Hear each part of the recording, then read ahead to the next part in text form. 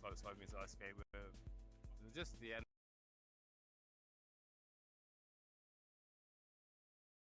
energy they have, push themselves and try.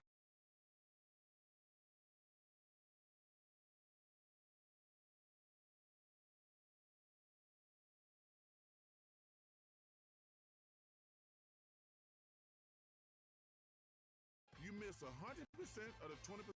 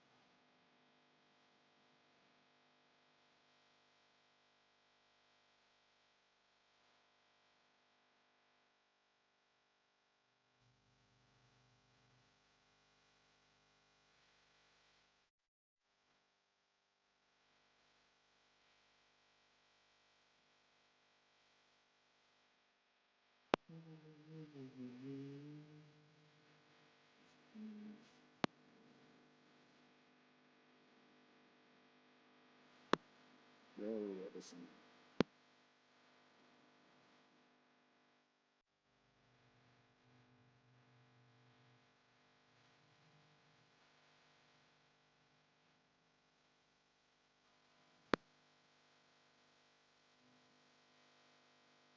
This shows things set up, but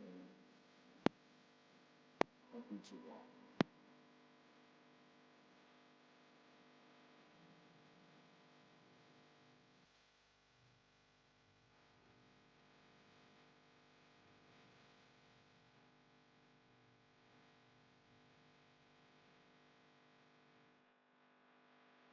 Am I still quiet?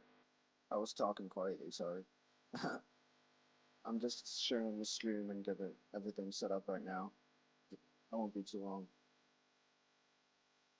I forget I have to actually talk loudly now.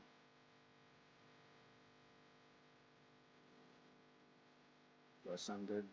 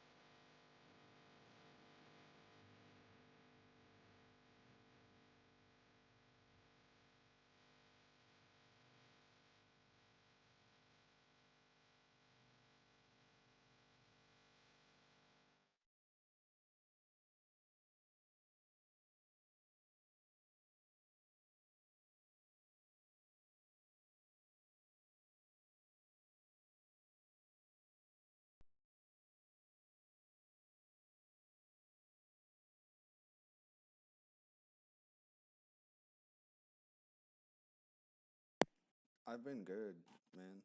I've just been figuring my life out, but I have free time now. I can actually make content.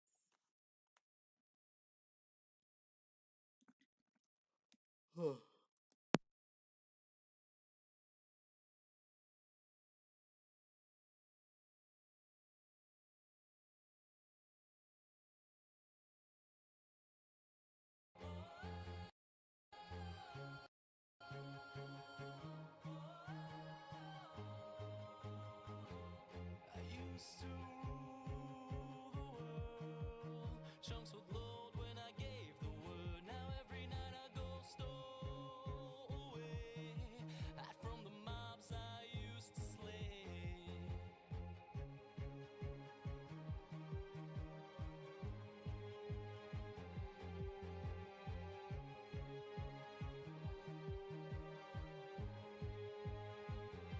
They once were terrified. Every time I looked into their eyes, villagers would cheer my way. For a hero I was, that's what they'd say. One minute we had it all. Next our world began to fall away from all that it had once become. They all cried for my help, but I stood there numb. How have you been, Edison?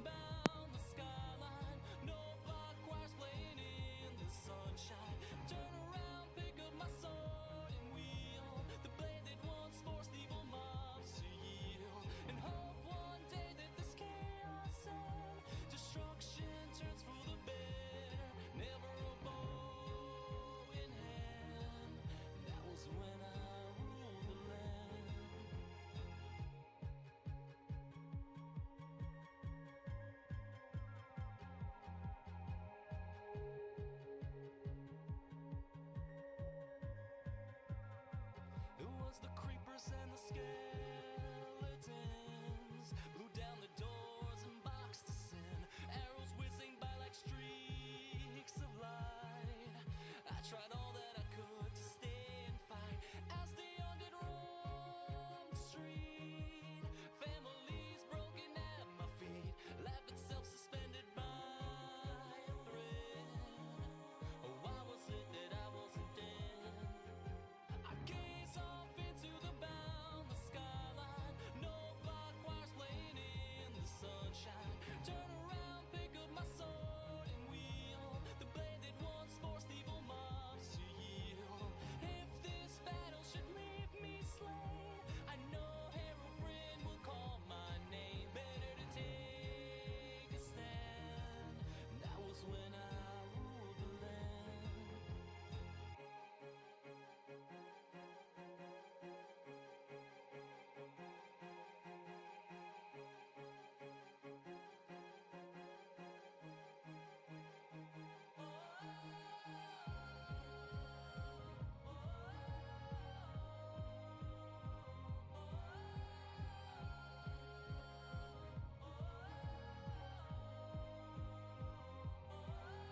I gaze off into the boundless skyline. No block wires playing in the sunshine. Turn around, pick up my sword and wheel Nice. the blade that once Good to hear. forced evil mobs to yield. If this battle should leave me slain, I know Herobrine will call my name. Better to take a stand.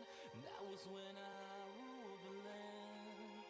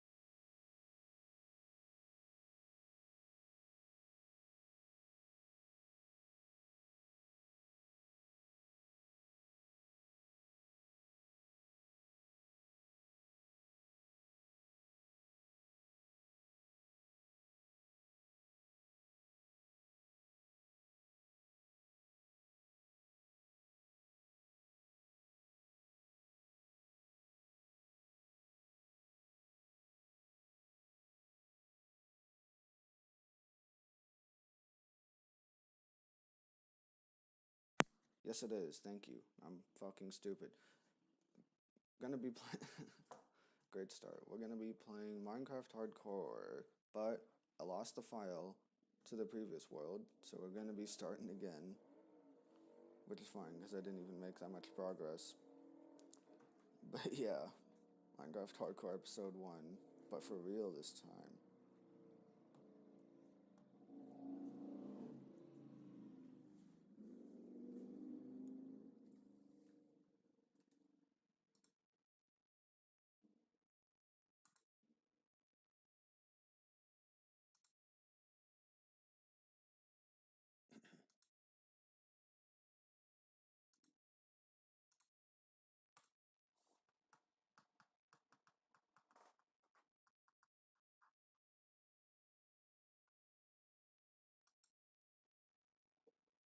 Do I need this open?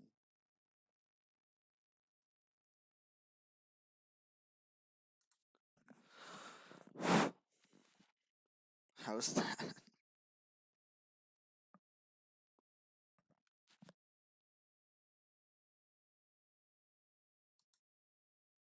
Is that better?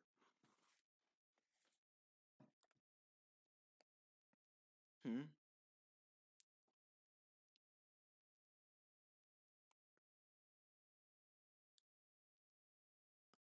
A turtle beach? What do you mean? I'm a little slow.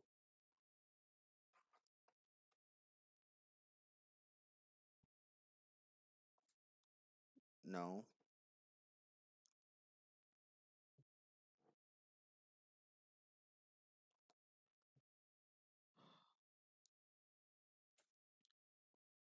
I am not.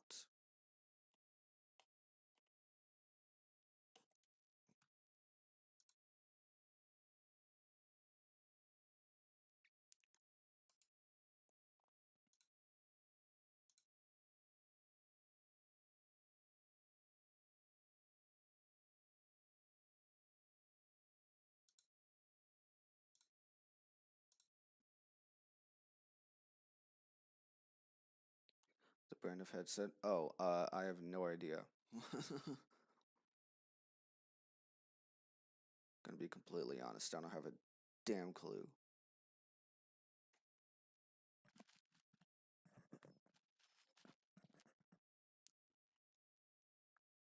Not one damn clue.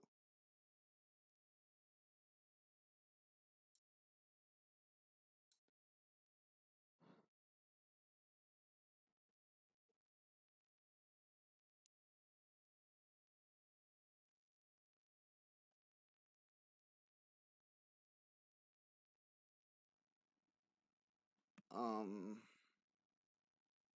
uh, I can't remember.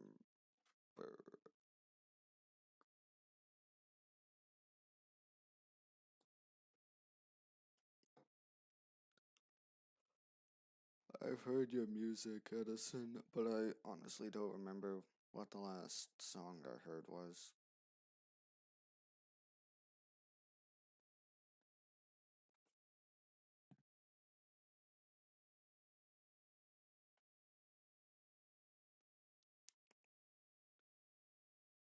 I think I've heard Poltergeist, unless I'm going nuts. I'll listen to it later.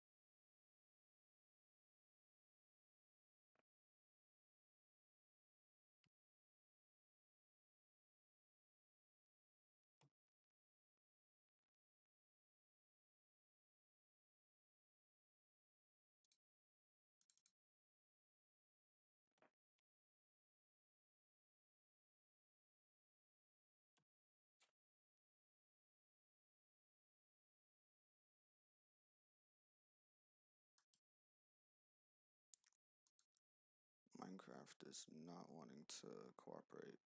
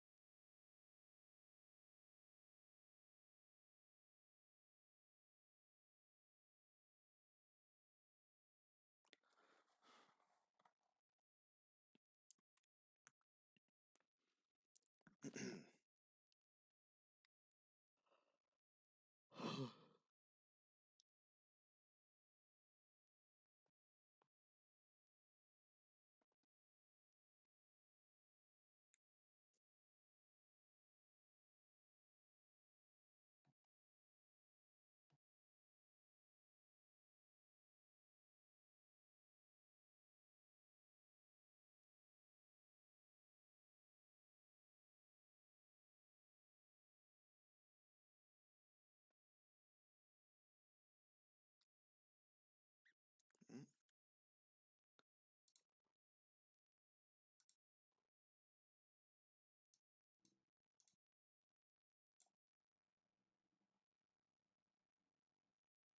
Is Minecraft finally...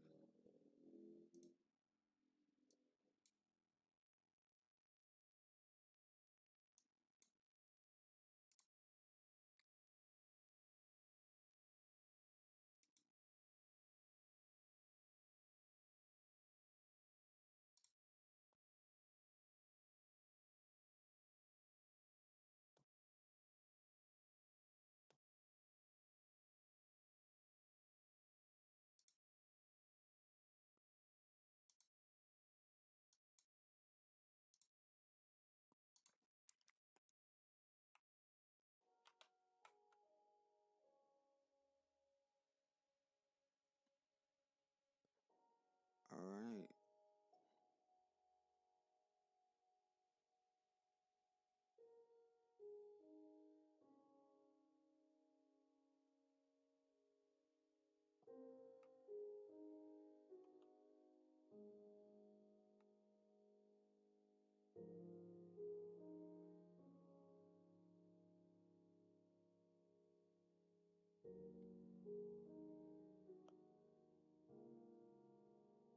Here we go.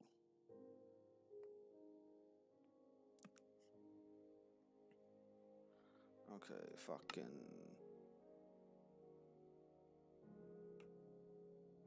do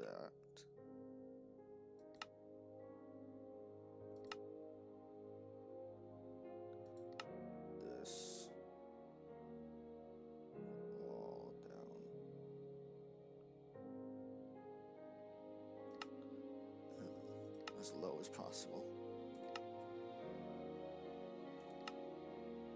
Great new world.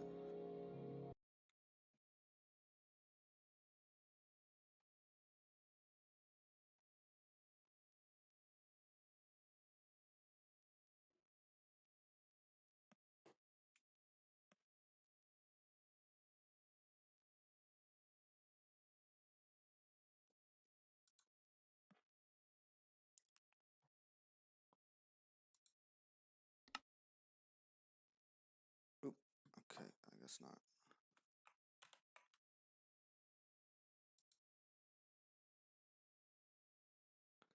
I guess not. Game fucking crashed. What does my setup look like? Fucking a laptop. A laptop and a mouse. That's what it looks like.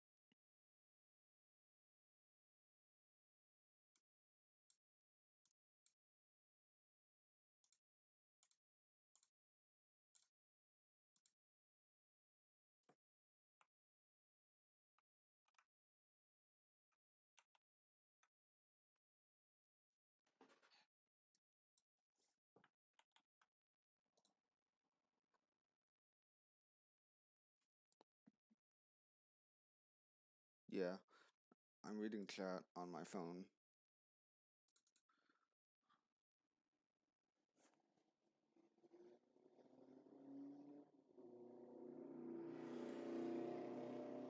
Oh my god.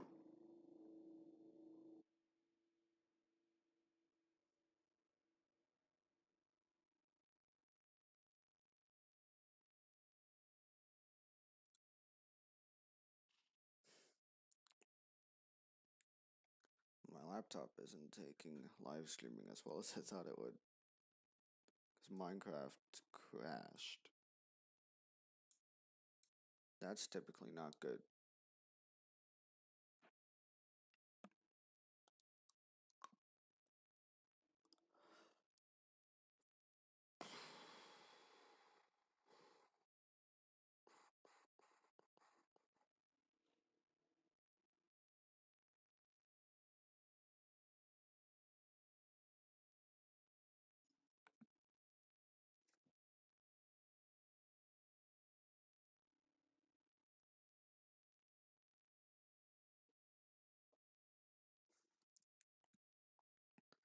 Well, good for you, Edison. Good for fucking you. That's actually cool though.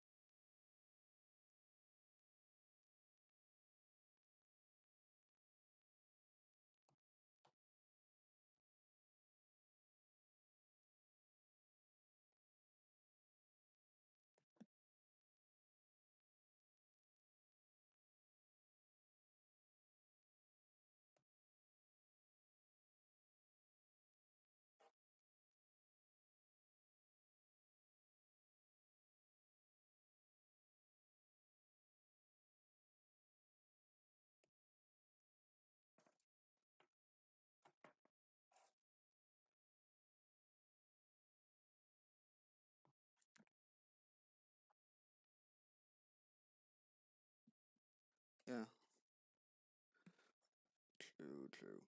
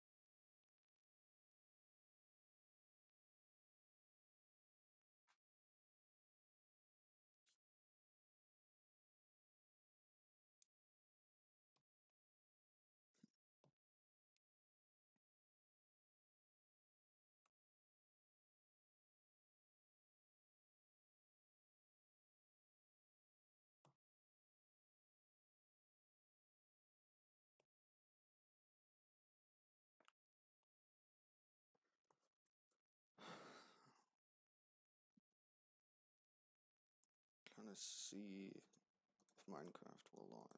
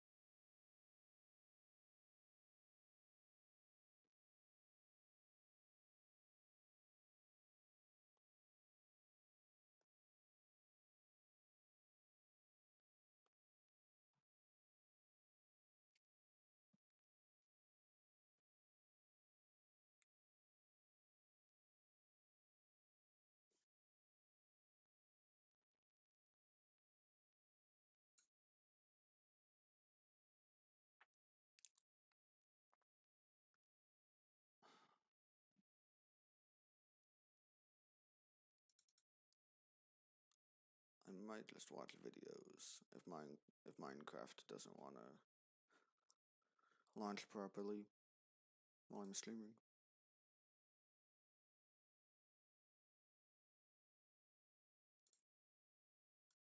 I still want to stream, but if Minecraft doesn't want to launch properly, I'll just figure out something else to do.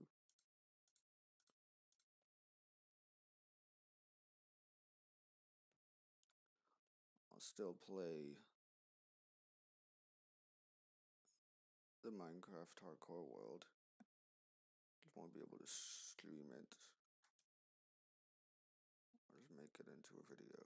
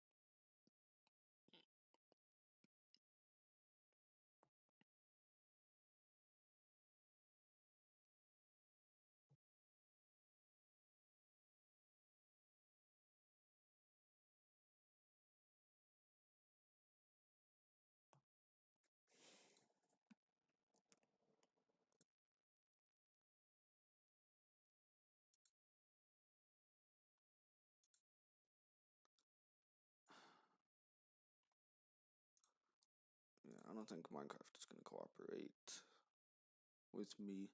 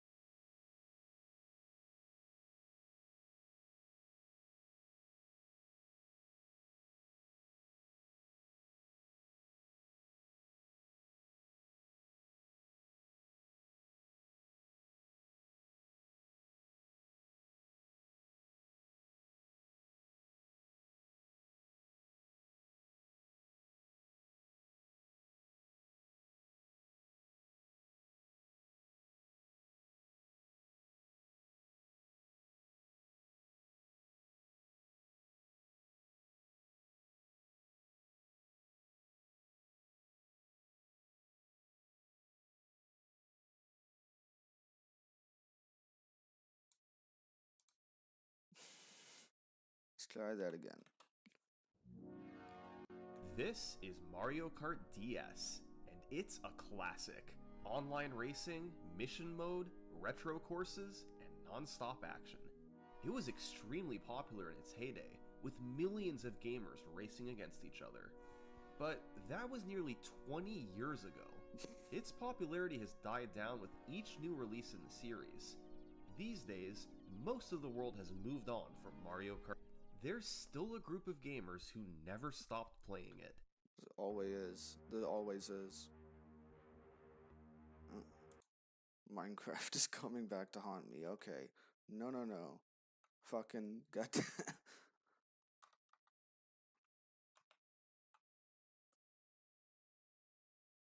What the fuck? Minecraft has come back to haunt me. No. There remain competitive leaderboards for Mario Kart DS. These are players who've poured thousands of hours into the game, perfecting their driving and setting world records on each course. And the best player of all is awarded the title of Mario Kart DS World Champion. For the past 20 years, the champ title has changed hands many times, as the best Mario Kart DS players have come and gone. This is the history of the Mario Kart DS champion.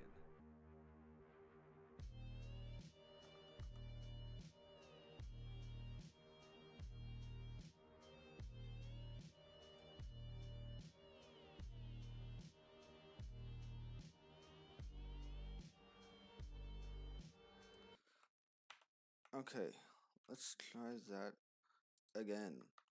Fucking Christ. Oh my god. Everything is in working order now.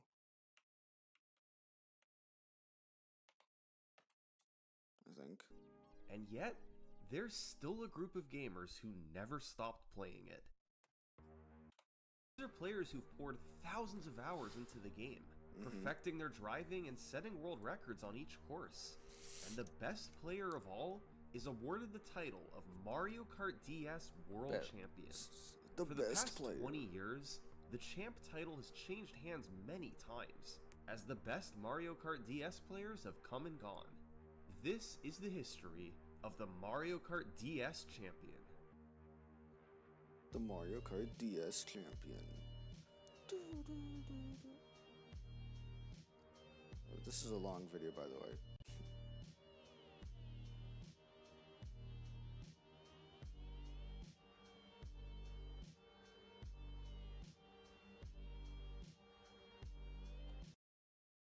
I have an idea.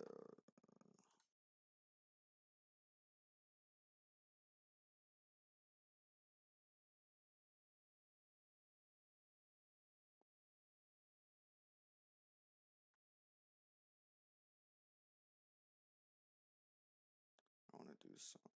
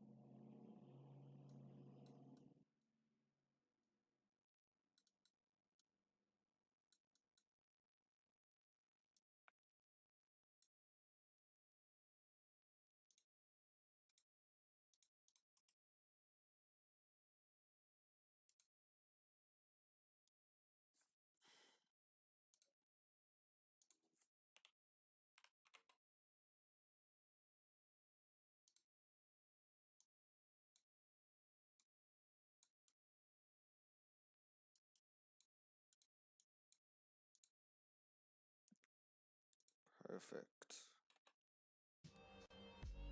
No, why is there two of them? Why are there two of them? Why are there two?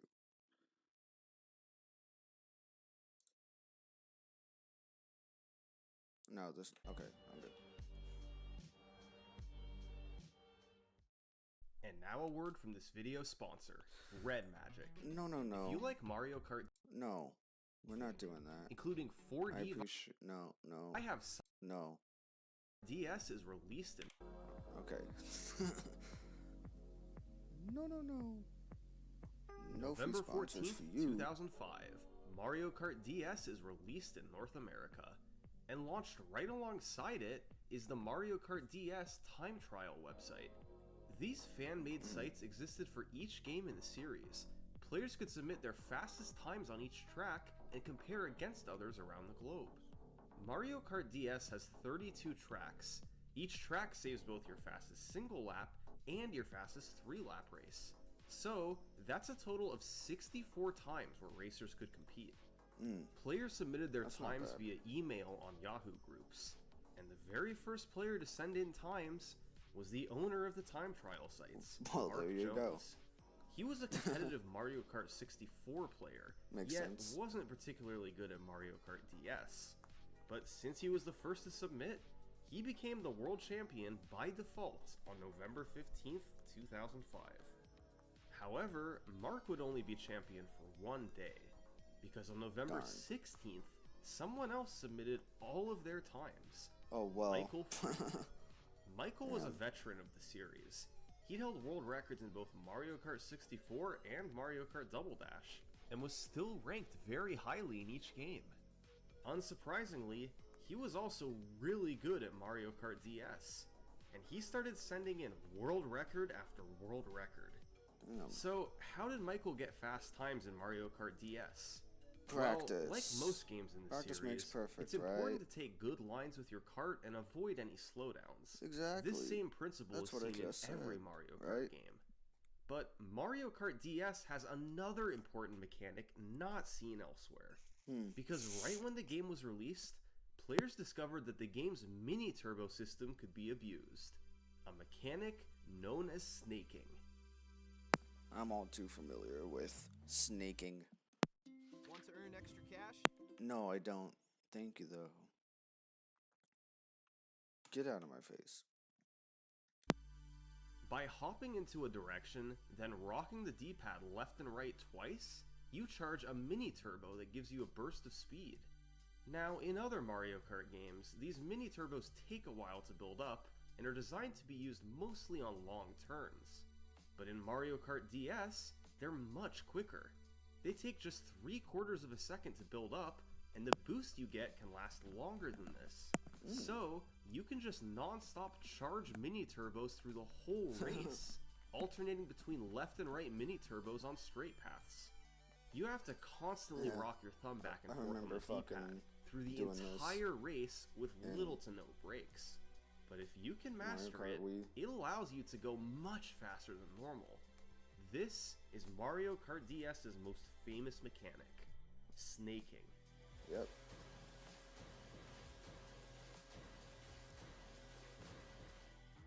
Thanks to his mastery of snaking, combined with his experience in other Mario Karts, Michael Fried quickly became the game's best player. By November 19th, he actually held all 64 of Mario Kart DS's world records. Now, this was only 5 days after launch, so competition was limited, but those who submitted times could not keep up with Michael. On November 22nd, a player named Christopher McMullen managed to wrestle the champ title away from Michael, but it was very brief. Later that same day, Michael The took same back day. the top spot, Get the fuck out and then of here. quickly made it back to 58 out of 64 world records. Oh my god. This dominance continued for weeks. While he couldn't hold all the records, Michael regularly held 40 to 50 of them. By January 2006, That's still he'd been the insane. champ for 2 months, essentially ever since the game's release. And finally, he began to see some competition. His record total started to fall, down to only 38 out of 64. Even though he continued setting world records throughout the month, he was still slowly losing ground. Why? And much of that was because of one Matt- challenger. Matt Turk? By the end of January, a man Oh. named Miguel Rodriguez had moved into second place. Michael and Miguel Miguel were Rodriguez. total opposites, While Michael was a seasoned Mario Kart veteran, Miguel had no competitive Mario Kart experience. He just happened to be really good at Mario Kart DS. Oh, that's Throughout fantastic. January, Miguel chipped away Good at for you, Michael's Miguel. record total. By the end of the month, Michael's lead was just 29 to 18 and actively shrinking. That being said, world record total is actually not how the champion is determined. Instead, it comes down to something a bit more balanced: average finish. Average finish is essentially your average ranking across all tracks. The lower your average finish, the better. For instance, if half of your times were world records, but the other half were all in 50th place, your average finish would be 25. This score is much worse than a player who has no world records, but is in second place on each track. That's an average finish of just 2. This system rewards consistency above all. The goal isn't just world records, but to get good times on every last course. Any weak times severely hurt your score. So, even though Michael had a solid world record lead, Miguel had the more balanced timesheet, and as a result, his average finish had nearly caught up to Michael. And after a few more improvements, Miguel did it. He became champ despite holding fewer world records. For the first time since the day after the game's release, Mario Kart DS had a new champion. Over the next few months, the game became more popular and the champ title changed hands repeatedly. In April, a player named Lars Stelzig briefly took the top spot, but the very next day Miguel beat him back, tied with Mark Jones for the shortest reign in Mario Kart DS history. A few weeks later, Michael became champion for the second time. However, his second reign would be much shorter than his first. Just 2 weeks later, Michael was surpassed by the number 5 ranked player, someone who would go on to be one of the greatest players in Mario Kart DS history, a man named Thomas Bolton. Never heard of him. Thomas had been playing the game for months, but he was primarily a Wi-Fi player. This game mode was introduced in Mario Kart DS and allowed you to race against others online. Thomas played on Wi-Fi nearly every day, and he became simply amazing at it. It got to the point where he could beat literally any player in the world in a head-to-head race. But even though he'd mastered that game mode, he'd barely touched time trials. As it turned out, his Wi-Fi racing skills translated perfectly. Thomas finally joined the site in mid-2006 and immediately began setting world records. In a 4-day stretch in mid-June, he set 10 world records, causing him to overtake Michael and become the new time trial champion. Part of the key was all of his Wi-Fi racing. It had made Thomas an extremely consistent player. While other champions had grinded tracks over and over to obtain world records, Thomas needed to be consistent on all tracks to always beat racers online. So when he finally started playing time trials, the world records came flying in. This was too much for anyone else to approach. They could maybe take a record here and there with heavy grinding, but Thomas's consistency was off the charts.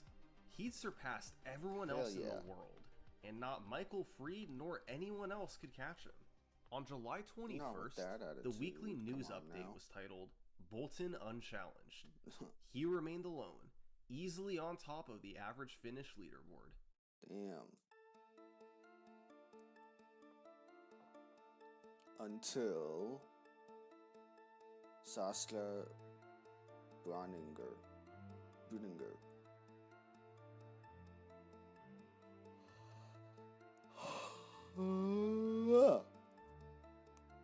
Tired.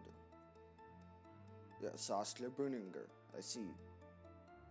I can see. Although Thomas seemed invincible just weeks ago, Sasha Bronninger was making a meteoric rise. I can't fucking read. Out of nowhere, he went from setting a record every few weeks to setting them nearly every single day. Let's go, Sasha. Thomas was playing too, but he couldn't keep up. He was still number 1 for now. For if now. something didn't change Not fast, for long. Sasha was about to pass him to become champ. Thomas did his best, but Sasha's records kept pouring in. And after a flurry of activity from Sasha in mid-August, a new champion was crowned. What had just happened? it's constantly fucking cycling through people as everyone Mario starts Kart getting better. DS hadn't seen a player like Sasha Like every before. a couple of weeks. there's Sure, gonna be a guys new like Michael champion. Freed dominated That's the how it record usually table goes early on, when a but game comes out. competition was much weaker back then. Yeah, exactly. Now, even against a player of Thomas Bolton's caliber, Sasha was able to build a big lead that just kept growing. By the end of October, Sasha had 28 site records, Thomas had 17, and nobody else had more than 6. Sasha Damn. and Thomas were a cut above the rest, but one was clearly ahead of the other. Sasha was not only good, but also ruthless. Whenever Thomas posted that he'd set a new record, Sasha took that as a call to action, and within days or even just hours, Sasha always beat him back. It happened time and time again. There was almost something arrogant about Sasha's posts. They often had a smiling emoji, like he was daring you to try and beat one of his Fucking times. And if you did, taunting. he'd make sure it didn't last long. Other site Absolutely members taunting. were absolutely invested in Thomas and Sasha's rivalry. There was a lot of debate about who was truly better. Most were on Thomas's side. Both good. They said the How about only that? reason Sasha was ahead was because he played 20 times as much as him. Exactly. They said Sasha had Makes no life. sense to me. That Mario Kart DS was his only passion. The more you Leaderboard play, the didn't better lie. you get. Sasha was the Duh. champ, not Thomas. And by Where? mid-November, Sasha had become the longest Oops. reigning champ in Mario Kart DS history. Damn. But in December, Thomas made another push for the top spot. And Oh, this shit. time, he took a different approach.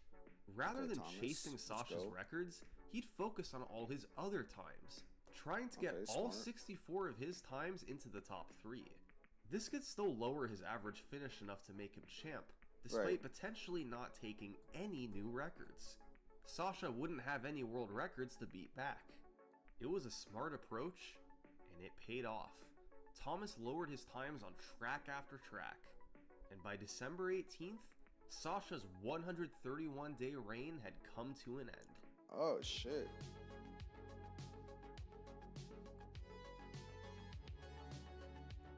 And Sasha beat him back. Aw. Despite Fucking actively playing, so Thomas could only anticlimactic. hold the top spot for 8 days. Sasha rattled off a few new records, and it was all over. He could do things that Thomas simply couldn't. And he beat him back. And it just kept going. Sasha's world Fucking records instant came in on a disappointment. daily basis.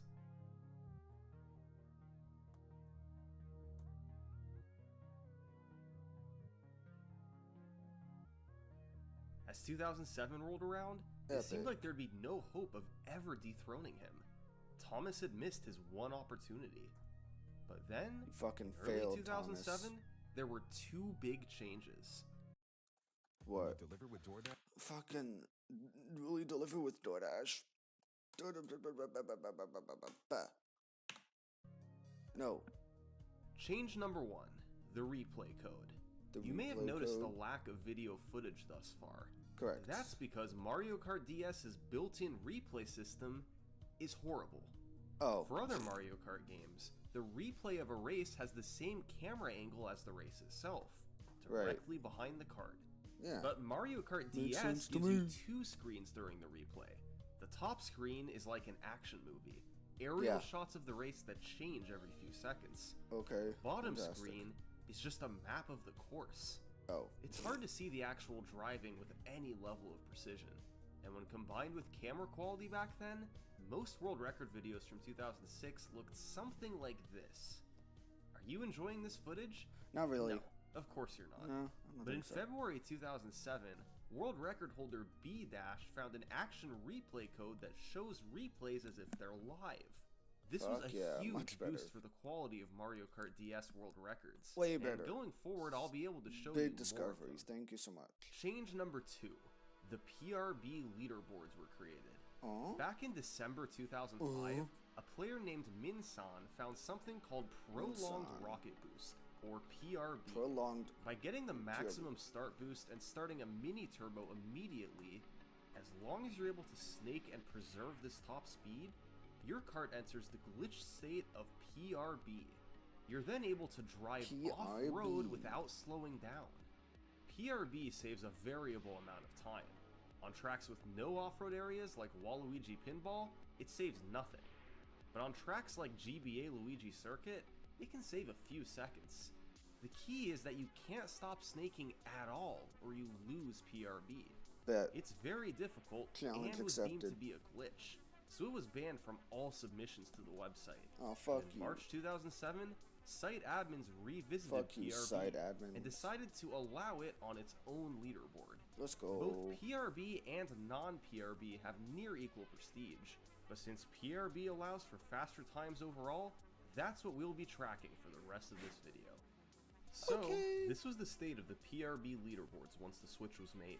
Sasha was still number 1 and Thomas was number 2, by about the same margins as before. Number 3 was a player named Julio, and number 4 was a Julio. player named Fabian. These were the 4 best PRB players in the world, but Sasha still remained dominant, holding nearly half of the game's records on his own. Fix the glare, Thomas, Julio, Sasha. and Fabian were all friends who talked regularly, and the 3 of them were getting really frustrated with Sasha. For one thing, he didn't always post videos of his new records, while Thomas, Julio, and Fabian typically did. Yet, Sasha seemed to be effortlessly beating their times, not letting them hold records for any period of time. It was almost like he was patrolling the forums, waiting for a new record to beat. The insults to Sasha continued. He has no life. The amount he plays isn't normal. Maybe they were right, or maybe they were just jealous. Both. But it didn't matter. Other than one brief 8-day period, Sasha had held the top spot for the past 7 months. World records were effortless to him. Whenever Sasha saw a time was beaten, he could just pick up and play to instantly beat it back. Then all of a sudden, in the middle of March, What happened? Thomas disappeared. He What, went from Reggie? submitting times nearly every week to nothing. Nobody heard from him. He And then, got a life. weeks later, the number 3 ranked player Julio also vanished. For a while after that, the number 4 player Fabian stopped submitting times too. Either Sasha assassinated them, or they all got a job and wife and kids, and touched grass and lived happily ever after. One by one, the number 2 Fucking- through number 4 players had all disappeared, as if they'd just Oh, given no. up. It was normal mean, to yeah, take they probably breaks, gave up. but for all 3 to suddenly stop at once, this was bizarre. All the while, Sasha They just became pulled depressed. further and further ahead. He had no active competitors, and his already huge leads continued to grow. But eventually, he grew tired of racing against himself. It wasn't Huh. fun with no competition. Well, yeah. So, he too stopped playing. Oh, By okay. mid-May, Well, it was fucking very quiet someone's at the gotta do top, something. with all 4 top players inactive.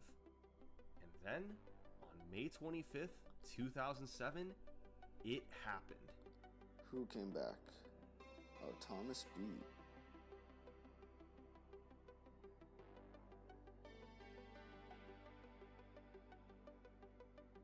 What's Thomas B gonna do? It was a sneak attack. They'd been playing all along, but secretly so that Sasha couldn't play defense. For weeks, they'd been setting That world records is offline. Very. And now that fucking they've done smart. enough to affect Sasha's ranking, they suddenly posted them all. And the end result? That's big brain. I'm not gonna lie. That's pretty fucking big brain. Ladies and gentlemen, Thomas B is back. If something like this were done today, there would be significant pushback, and the players involved would be heavily criticized or punished. But in 2007, most of the community cheered them on. They Yeah. were excited about all the drama, and were especially happy that nearly all of these times had videos to go with them.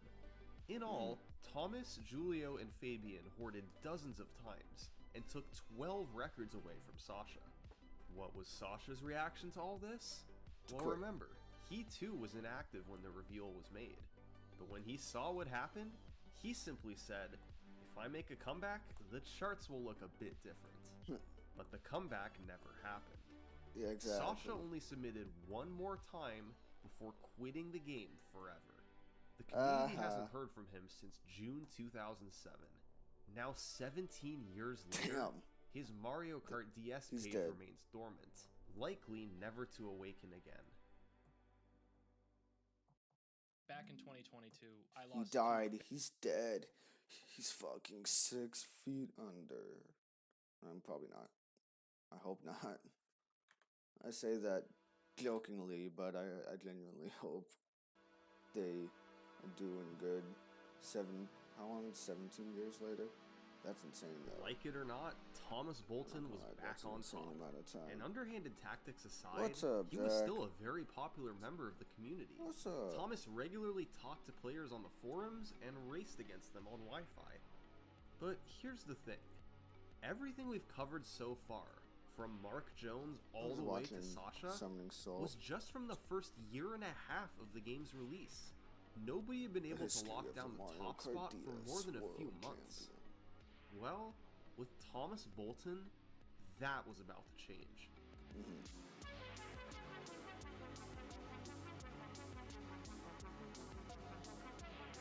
Although his rise was controversial, Thomas became the best player the game had ever seen.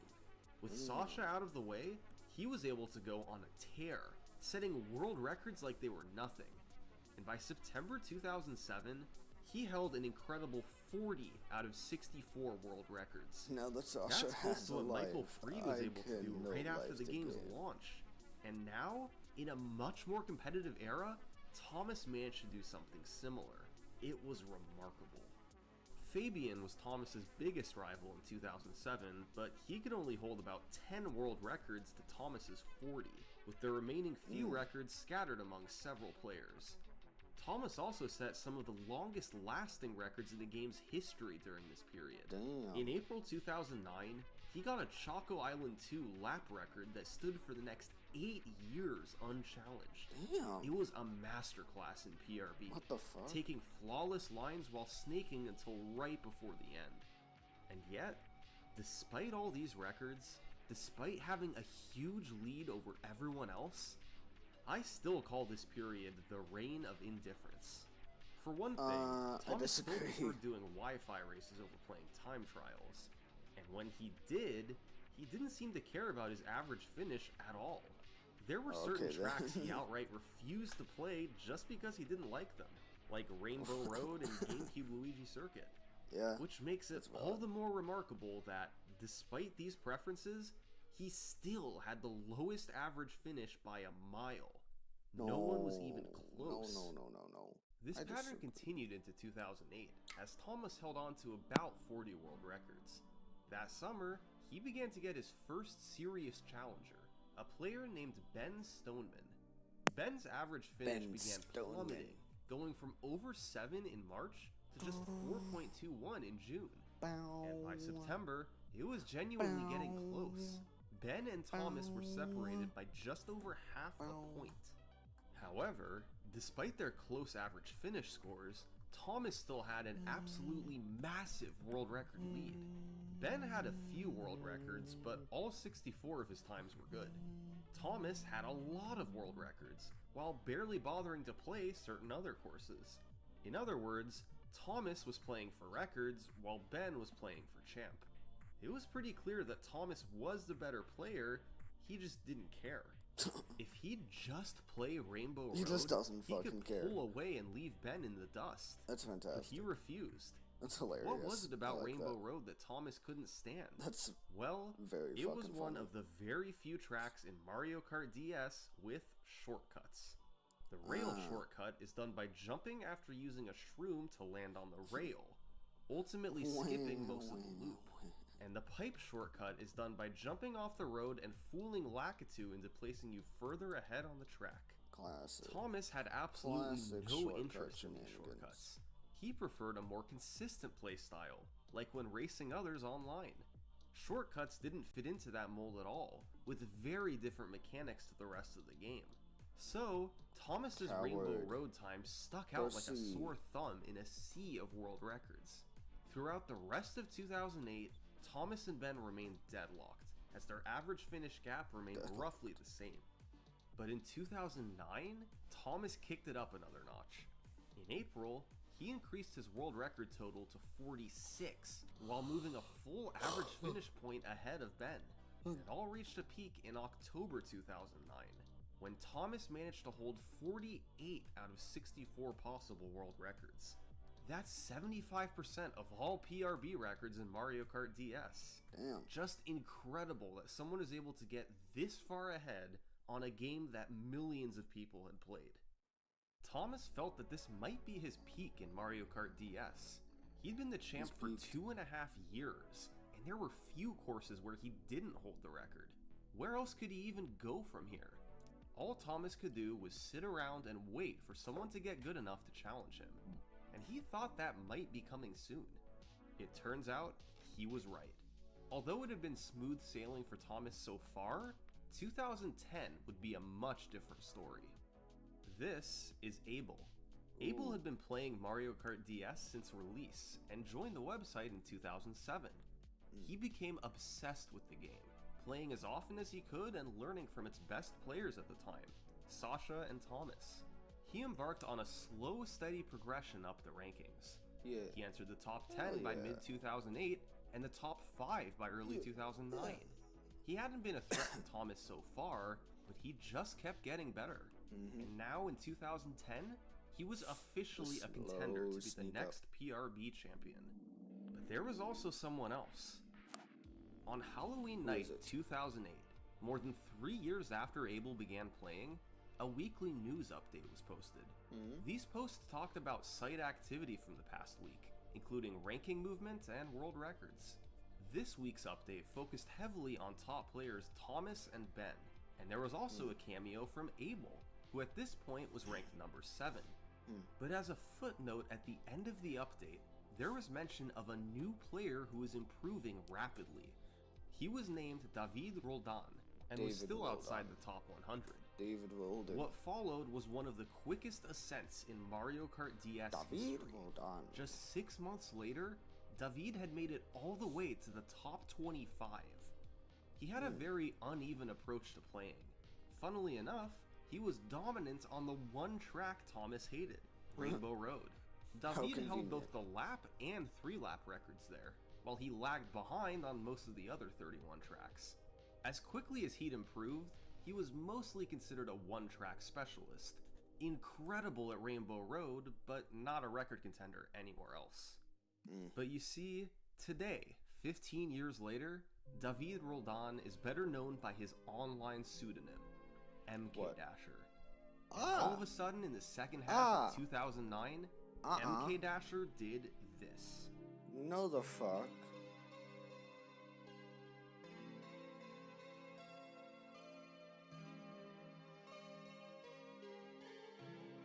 I know that fucking name.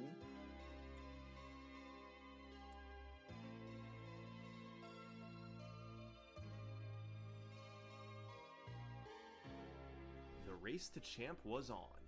Thomas Now still that held a name rings a majority of fucking records, bell. but for the first time in My years, God. there was a serious dent in his total. Fucking All 3 David players Chat. continued playing and setting records, and their average finish gap shrunk. But suddenly in April, Thomas said he needed to take a break from playing. He was in school and had to focus on his studies for a while. This was Abel and MK Dasher's big chance to take the top spot. Loser, Both just players drop out of duked it out school. over the next couple months. Fuck. That May, Thomas officially Fucking lost his record yeah. majority. The tide was turning. Thomas's days on top were numbered. And on July 7th, Abel made a grand reveal. He'd set 15 new PRs, improving all of his lowest ranked times. None of them were new world records, but they helped lower his average finish just enough. Despite only holding 7 world records, Abel had become the new PRB champion. The greatest reign in Mario Kart DS history had come to an end. But the battle wasn't over. MK Dasher was still actively playing. Abel had to keep going or risk being dethroned immediately. And sure enough, just 3 days after Abel became champ, MK Dasher posted 7 new times to bolster his timesheet. Then more just a few days later. He was already closing in. Abel had to do something quick. He posted a couple PRs on July 25th to stay ahead, But on the 27th, MK Dasher posted 5 of his own. And guess what? Let's go. Let's go, MK Dasher. No. No. Abel's reign as champ lasted just 20 days. MK Dasher now had a narrow average finish lead over Abel. Through the summer, both players continued their dogfight, and Abel took the top spot back in early September. After 3 years of no movement, the champ title was now constantly changing hands. On the world record front, MK Dasher had about twice as many records as Abel, but Abel's consistency on other courses balanced things out. However, their record totals still paled in comparison to Thomas Bolton. The only reason Thomas wasn't champion by a mile was because of his outright refusal to play Rainbow Road. His ranking on that course had nearly slipped out of the top 40. The fact that he was still in third place overall was a miracle. If only Thomas had been willing to play Rainbow Road. But now, he hadn't been seen in months, and his average finish was only going down compared to Abel and MK Dasher. And then, out of nowhere, for the first time in months, Thomas submitted a new time to the website. Rainbow Road? And guess which course it was on? Rainbow Road. He finally played Shortcut Rainbow Road. This wasn't an amazing time, barely ranking in the top 20, but it was an enormous improvement over 42nd place. Yeah, this one time just a made little his bit. average finish drop by 0.45, enough to move Thomas back ahead of MK Dasher and Abel. The king was back on top. A few days later, he sent in more Rainbow Road times. Damn. This is what Thomas needed to do all along. Now, he had a decent average finish lead and a big world record. It was like a repeat of his last big reign. He seemed invincible to anyone else's challenge. However, Thomas was still quite busy with school, and after submitting a few more PRs in October, he once again stepped away from the game, potentially opening the door to MK Dasher and Abel. So, who would capitalize this time? Well, neither one was playing much at this point, perhaps a bit taken back by what Thomas did. Then in November, MK Dasher began submitting times again. And we know MK Dasher is good, but this was a totally different guy from a few months ago. He was setting a new PR nearly every single day. And as his average finish dropped, the community began to see who he really was. For months, MK Dasher, Abel, and Thomas had been trading the champ title back and forth. But now, MK Dasher was about to pull away and do things that the game had never seen before. What the fuck is he about to do? What is he about to fucking do? What is MK Dasher about to do? On November 8th, 2010, MK Dasher reclaimed the PRB champion. At this point, he had 16 world records, well behind Thomas's 26. But in 2011, he went on a world record spree, reminiscent of what Thomas himself did back in 2008. It was world record after world record. That August, he passed Thomas's world record total and never looked back. Even when he wasn't setting world records, he was still cleaning up his timesheet, improving his slower ranked times. Well, that's Frap Snowland 3-lap, for instance, one of his weakest times in 10th place, he lowered by a full second. A massive amount for a player of his skill level, and good for 2nd place. MK Dasher now had a big average finish lead, in addition to a big world record lead. He was easily considered the game's premier player, and the only guy who could maybe compete with him at this point was Thomas. But once again, he was nowhere to be seen. Thomas played Mario Kart DS for years, and now that chapter of his life was behind him. Yeah. So, MK Dasher only had one real competitor during this period, a player named Rupa.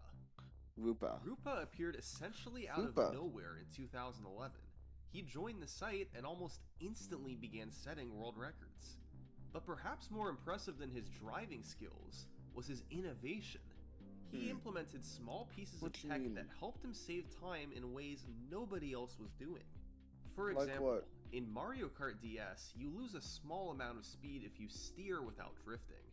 Now, normally this isn't an issue, since you're drifting through the whole race. Yeah. But right at the start, you typically have to turn to set up your first mini-turbo. So to avoid a slowdown here, Rupa started doing a neutral hop. He hopped and turned in the air just before landing, letting him change his direction while preserving his forward momentum. He also started doing neutral hops at the end of some laps. After the last mini-turbo, instead of steering to face the finish line, Rupa started hopping without turning to preserve his forward speed. These were small time saves, but when combined with incredible driving, Rupa was able to build up a number of world records. He peaked in May 2012 with an impressive 13 of them. But just like Thomas Bolton, there were a number of courses he didn't care to play, so he was never much of a threat to take the champ title from MK Dasher. Then in 2013, Mario Kart DS entered a very inactive period. The game was 8 years old at this point, and its popularity had gradually died down while games like Mario Kart Wii took over. During its heyday in 2006, nearly 1,800 world records were set across the year. In 2013, that number was down to just 44. Damn! Most players had moved on, and even MK Dasher was playing much less than he used to. Despite the inactivity, players still set a handful of records, but they didn't put much of a dent in MK Dasher's record total. And that was the state of Mario Kart DS in the spring of 2014. MK Dasher was still the champ, but overall activity was very light. Perhaps the game just needed some kind of a spark. Other than snaking, Mario Kart DS had a reputation We're as halfway one of the through the least video, broken something Mario has to have Karts. happened. Only 3 out of its 32 tracks had shortcuts, and take most up of the rest those of were the time. very minor. But now, 7 years after the last shortcut discovery, shortcut number 4 was found on Mario Circuit. On April 9th, 2014, Folk and his friend Toa found that by driving toward this wall with speed, then hopping on this raised slope, you could get enough air to land on top of the wall. It was quickly found that you could clear the wall entirely and use this as a shortcut, cutting out a bend to save about a second and a half. That's Now, this wasn't a very big cool, time save, but it was enough that you had to get a time with this shortcut, or else your rank would fall way behind and hurt your average finish. And sure enough, within days, MK Dasher was back and setting new records on Mario Circuit. His first submissions to the site in over a year. It rejuvenated his love of the game, and he began playing more than ever, like grinding for the first sub 1 on Sky Garden. He even found his own new shortcut on Rainbow Road, the loop shortcut, a faster and easier replacement for the rail shortcut. MK Dasher was more active than In the Air Force, we operate as a team of teams. Thomas B is back? With the flex. Shut the fuck up. Over the last 4 years, Thomas had barely touched Mario Kart DS. Right. But since the game's official Wi-Fi servers were shutting down, Thomas wanted to come back and play a bit more. Oh man. And this time, he was going to focus heavily on playing time trials. Let's now, go. Look, Thomas had been a dominant champ back in 2008, but that was years ago. He'd been passed up by MK Dasher. How good could Thomas be in 2014? Could he still set world records? A new PRB champion once again. Thomas Let's Bolton go. came back out of Good nowhere, shit, Thomas. set 8 world records in just over a week, and beat MK Dasher to take back the champ title. Just His before the skills hadn't servers are gone taken anywhere. down. In fact, he was playing better than he'd ever been. This was despite not playing competitively at all in over 4 years. Although he'd resisted shortcuts in the past, Thomas decided to try the new ones on Mario Circuit and Rainbow Road. And he actually posted respectable times, as high as 6th place on Rainbow Road and 3rd place on Mario Circuit. Oh yeah. But even more important, Thomas was directly out-dueling MK Dasher on some of these records. For instance, in June, MK Dasher had set a new lap record on Donut Plains with some minor strategy changes. But when Thomas returned, he decided to play it too and beat the time that MK Dasher had just posted. He got the record, and it ultimately helped him pass MK Dasher for champ. Thomas and MK Dasher were both extremely active over the following months, as they each set world record after world record. These two stood head and shoulders above the rest. They had 41 records between them, while nobody else had more than 8. This was a beautiful period for Mario Kart DS. That's kind of the fucking two crazy best players to the think game about. had ever seen, battling it out and trading the champ title back and forth. But all good things must come to an end. While the summer months of 2014 had rampant record activity, by the end of the year, things had slowed down. And by early 2015, the dust had more or less settled.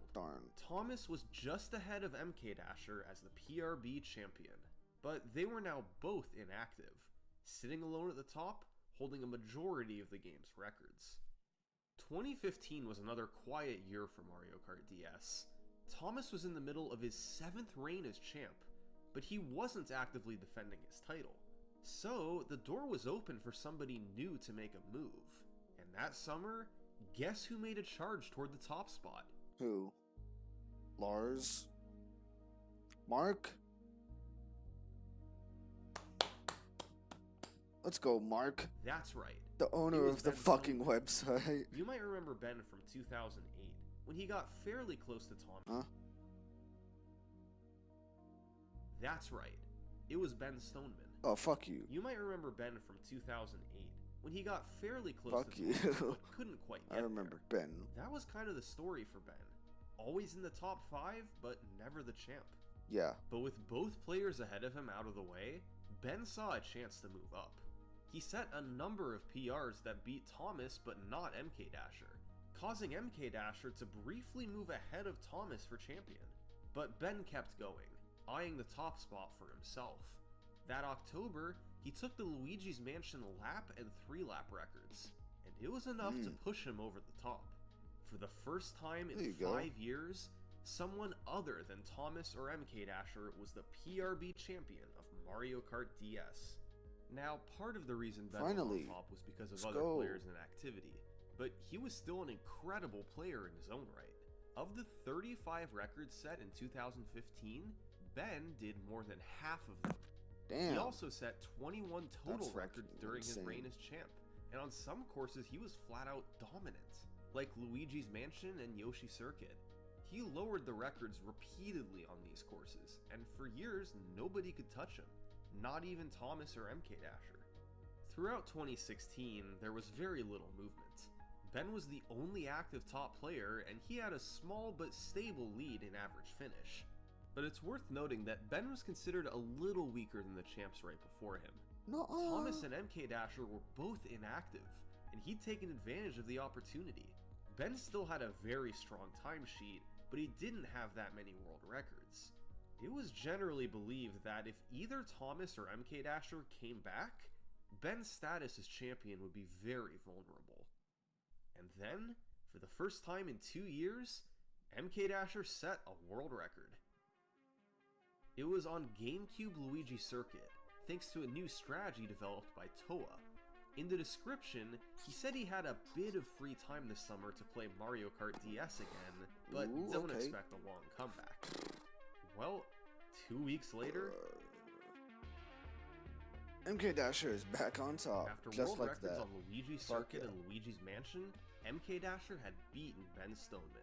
And over the next month, he set records on Peach Circuit, Choco Island 2, Koopa Beach 2, and Rainbow Road. Damn, nice work, MK Dasher, what the fuck? MK Dasher hadn't missed a beat in the last 3 years. In fact, it seemed like he was playing even better than before. He was setting world records with an ease that he'd never had.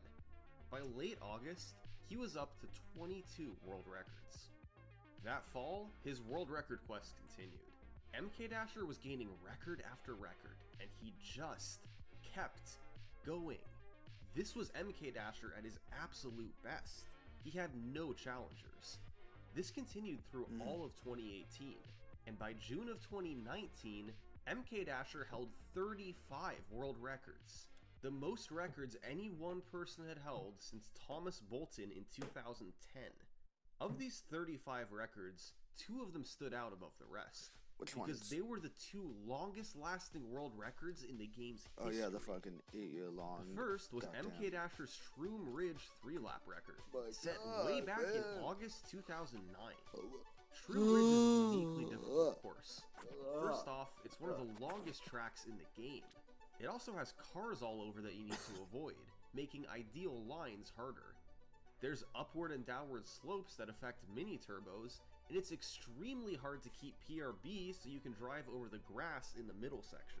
Right. In August 2009, MK Dasher got a 137.856, a really good race that took risky lines between the vehicles and the wall, and it stood as the world record throughout the long reigns of Thomas Bolton, Ben Stoneman, and MK Dasher himself.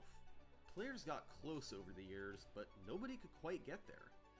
Finally, in September 2020, Max beat the record after an 11-year reign on top, only for MK Dasher to beat him back just 7 days later. His other long-lasting record was the Sky Garden lap record from February 2010. This is one of the few tracks in the game with a shortcut. You have to keep PRB, press R to hop at the last moment, then shroom and precisely navigate to recover speed. MK Dasher was easily the best player at this shortcut, which is why his 18.757 lap also stood for 11 years. In May 2021, it was finally beaten by Boreas, and this time it took MK Dasher longer than 7 days to beat him back.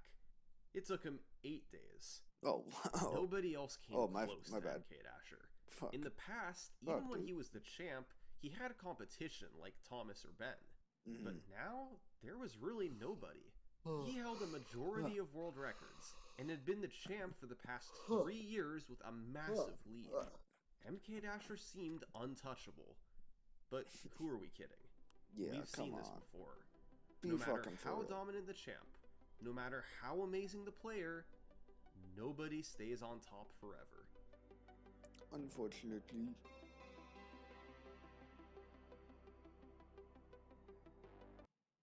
At Safelite, we know nobody likes a windshield chip. Shush. On the evening of September 20th, 2020, a player named Mikuri posted in Discord that he'd stumbled upon somebody new. This person's name was Taiga, and he just posted a video of a 156 on Waluigi Pinball. That was an incredible time, and good for second place overall. Nobody had heard of this guy before. Taiga hadn't submitted to the site and showed no progression of his times. There was just a near world record sitting on his YouTube page, with no elaboration. Over the next week... Alright. Fucking post the second place world record. Doesn't elaborate. Leaves. A couple more of these elite level times popped up on Taiga's channel, including a second place time on Sky Garden. Refuses to elaborate. That's how it goes. And then, on September 25th, Taiga uploaded another one. He had just beaten MK Dasher's Bowser Castle world record. Damn.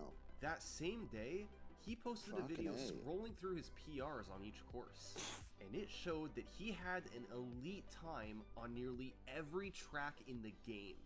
We'll fucking submit 4 them on the world website, records. you fucking Who was dingling. this guy? Where did he come from? Taiga had just suddenly popped up with no progression or prior community contact, and beaten 4 world records held by the game's very best players. These were veterans who'd been playing the game for years, No contact and he'd with beaten the their outside times world. like it was nothing. Oh, and one other important thing to note, Taiga was 11 years old. Nuh-uh. I feel like that's an important detail you could have mentioned sooner. His videos were uploaded by his parents, who said Oh, okay. That's fucking even better. in the description that he was in 6th grade. And most of the community realized this had to be a prank. There was no way an 11-year-old could come along and single-handedly take down times that a community of veterans had played for years to achieve. Right? Honestly, it wouldn't surprise me. That's... I mean, some of these guys have been I've seen crazier shit. playing since before Taiga was allegedly born. The idea of that is fucking hysterical. These videos I was setting world records before you were even born. were either faked or played by some veteran who was trolling the community. But when they asked for proof, Taiga responded with a hand cam video showing it really was him playing. This was actually real. An Show it! 11-year-old had somehow become one of the best Mario Kart DS players on Earth. And he was beating records that were set when he was a toddler. Although there was limited footage of him driving, top best Mario Kart DS players on Earth. And he was beating records that were set when he was a toddler. Although there was limited footage of him driving, top players could tell that Taiga had inhuman consistency. He was also playing with the 3DS Circle Pad, which was virtually unheard of among top players. Taiga only had 4 world records, but it was clear that he had the potential to get way more. Perhaps even enough to rival MK Dasher. But nobody knew what would happen next. Would Taiga fade away, or keep setting records? Well, Taiga did indeed keep playing. By the end of 2020, he'd increased his record total from 4 to 6. It wasn't the world record domination that some had predicted, but he was still hanging on to his fair share of records. Maybe climbing all the way to the top was unrealistic for 11-year-old Taiga, but he'd carved out a niche for himself in the Mario Kart DS community. There's 10 more minutes on this video. He was just getting started. Yeah.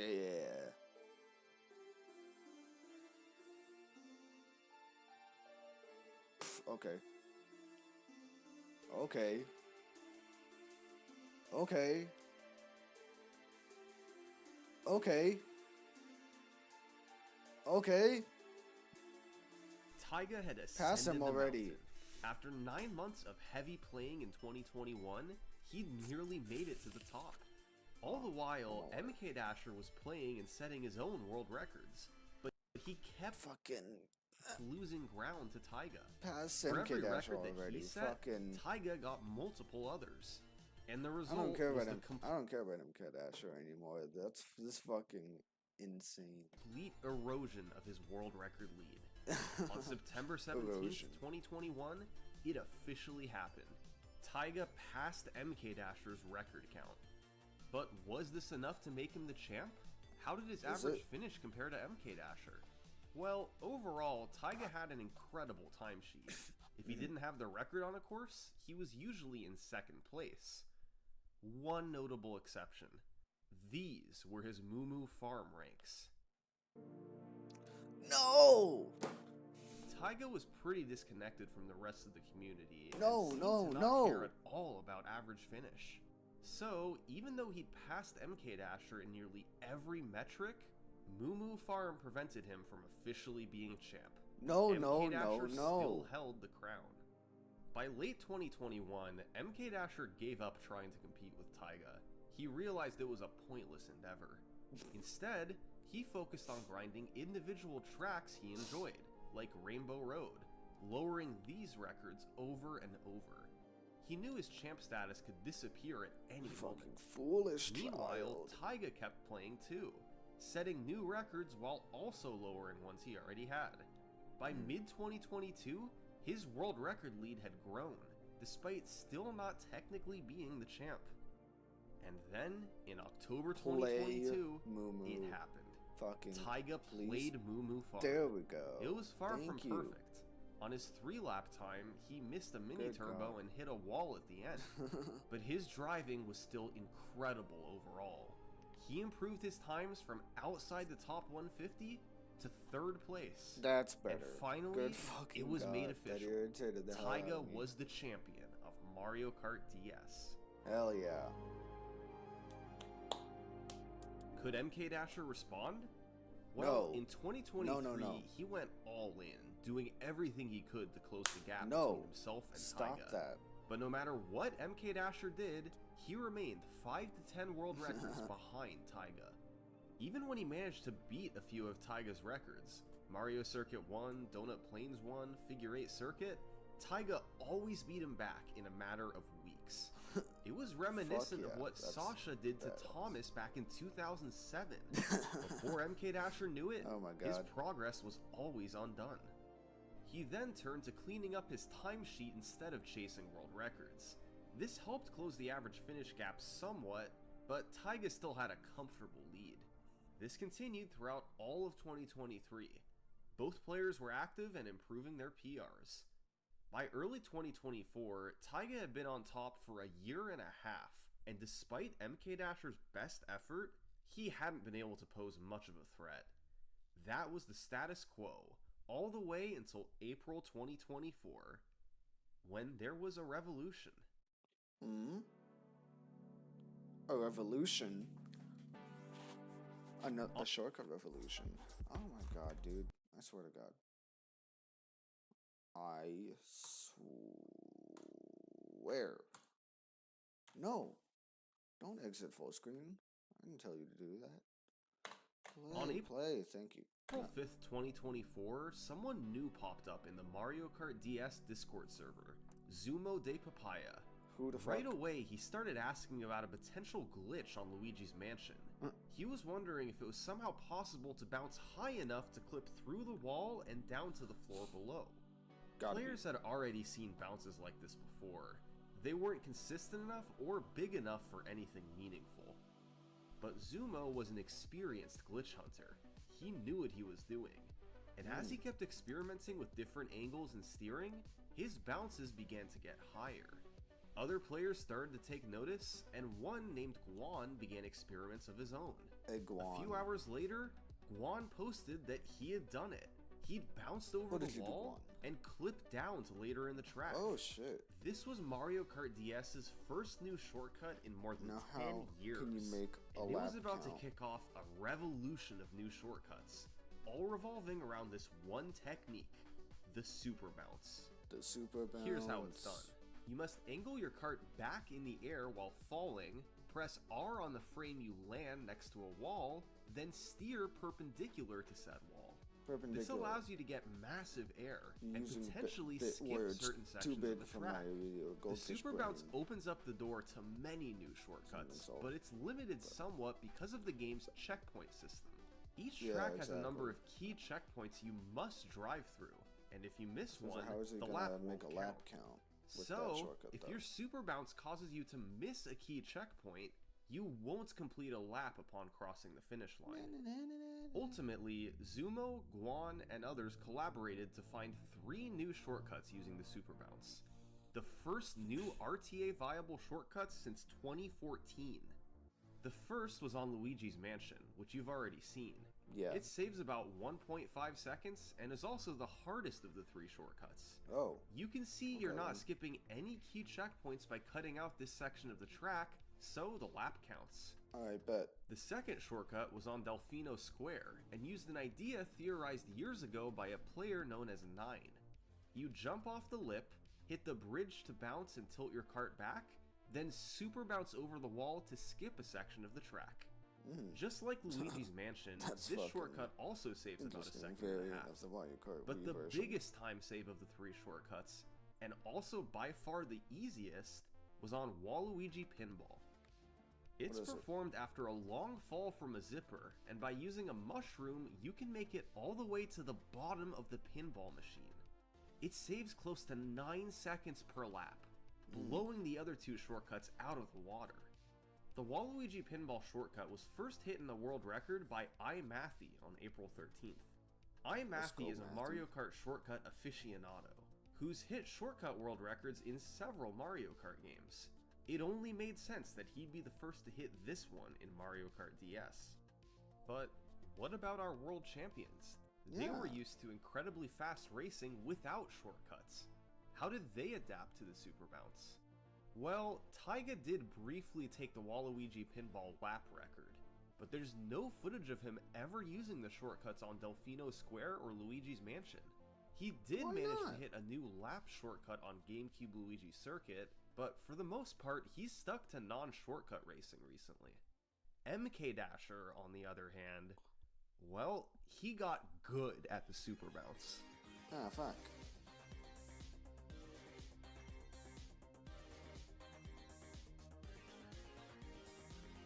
At times, he's held all 6 shortcut records across the 3 super bounce courses. He's mastered the shortcuts themselves, and when combined with his driving skills, he can outmatch nearly any player in the world on these courses. The shortcut revolution has given MK Dasher a leg up on Taiga, and as a result, it's brought him right back into the competition. No! On April 14th, MK Dasher took the champ title from Taiga, and ever since then, they've been trading it back and forth. Ooh. Go, go, go, As go, of now, go. MK Dasher is officially the PRB champ. He holds a very slight lead over Taiga, thanks in large part to his shortcut records. Yeah. Their rivalry is stronger than ever. They hold a combined 61 out of the game's 64 world records. And as exciting as their futures will be, it's just a small part of Mario Kart DS's history. These are the best players to ever touch Mario Kart DS. Their records, their struggles, and their stories live on, and they'll remain a part of this game's legacy forever. Thanks for watching. For a behind-the-scenes look at how I made this video and storylines that I couldn't include, join my Patreon page. I only charge when I upload a video. Thanks.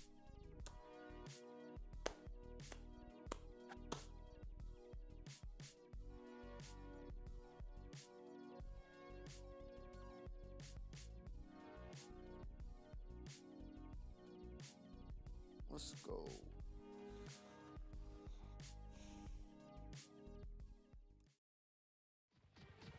Yes, yes it is. Oops. Fucking. No, no, no.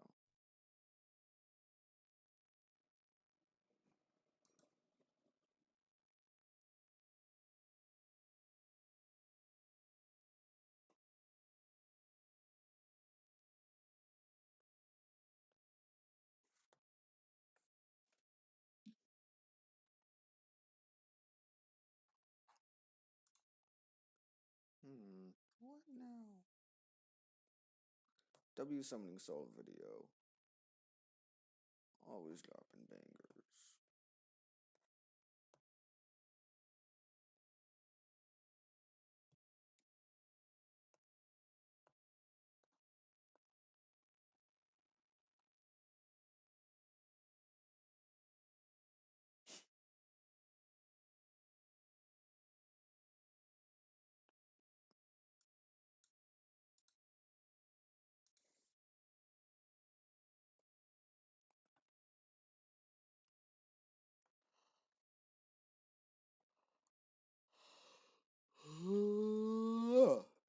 No, no, no. Long forgotten origins of Hero Brian.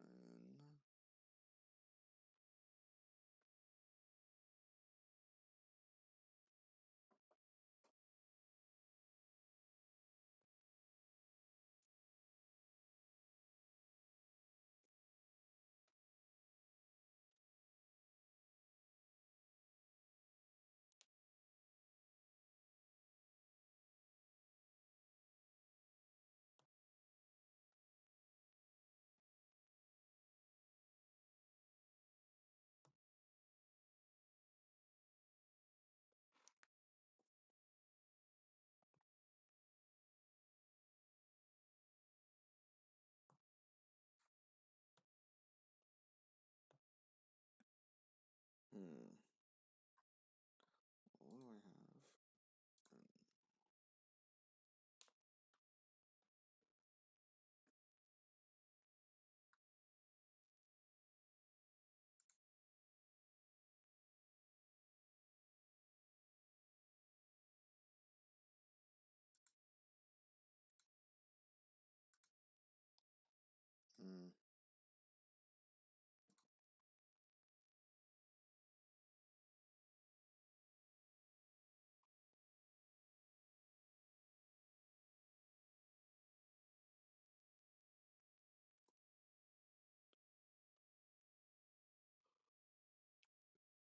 The origins of Hero Brian.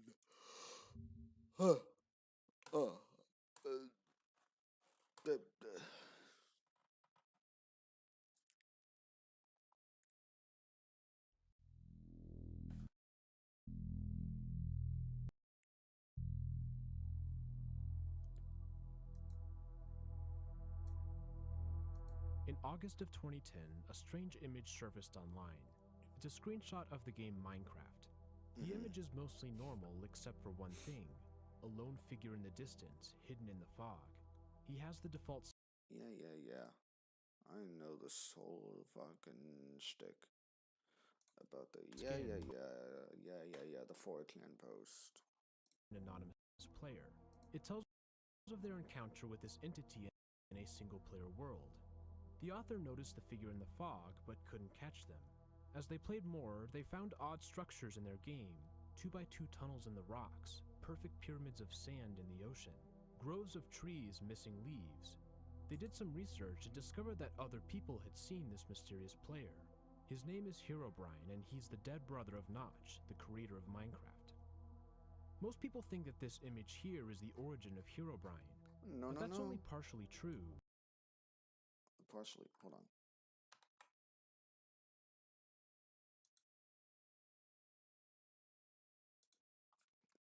Hold on a second.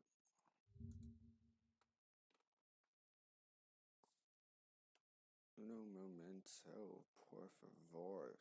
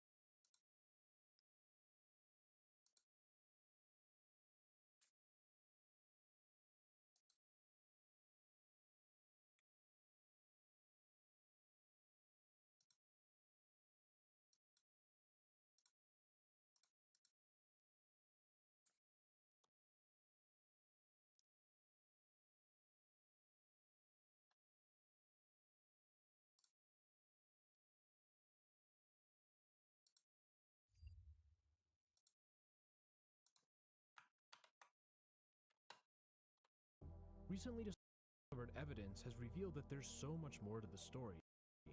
The history of Herobrine is complicated and rich, not just one image appearing from the void. Tonight, we're going to take the most comprehensive deep dive into Herobrine's origin to date. We'll find that Herobrine didn't exist in isolation. Instead, the story was a logical culmination of a slow and steady progression. Herobrine is far deeper and more interesting than it initially seems.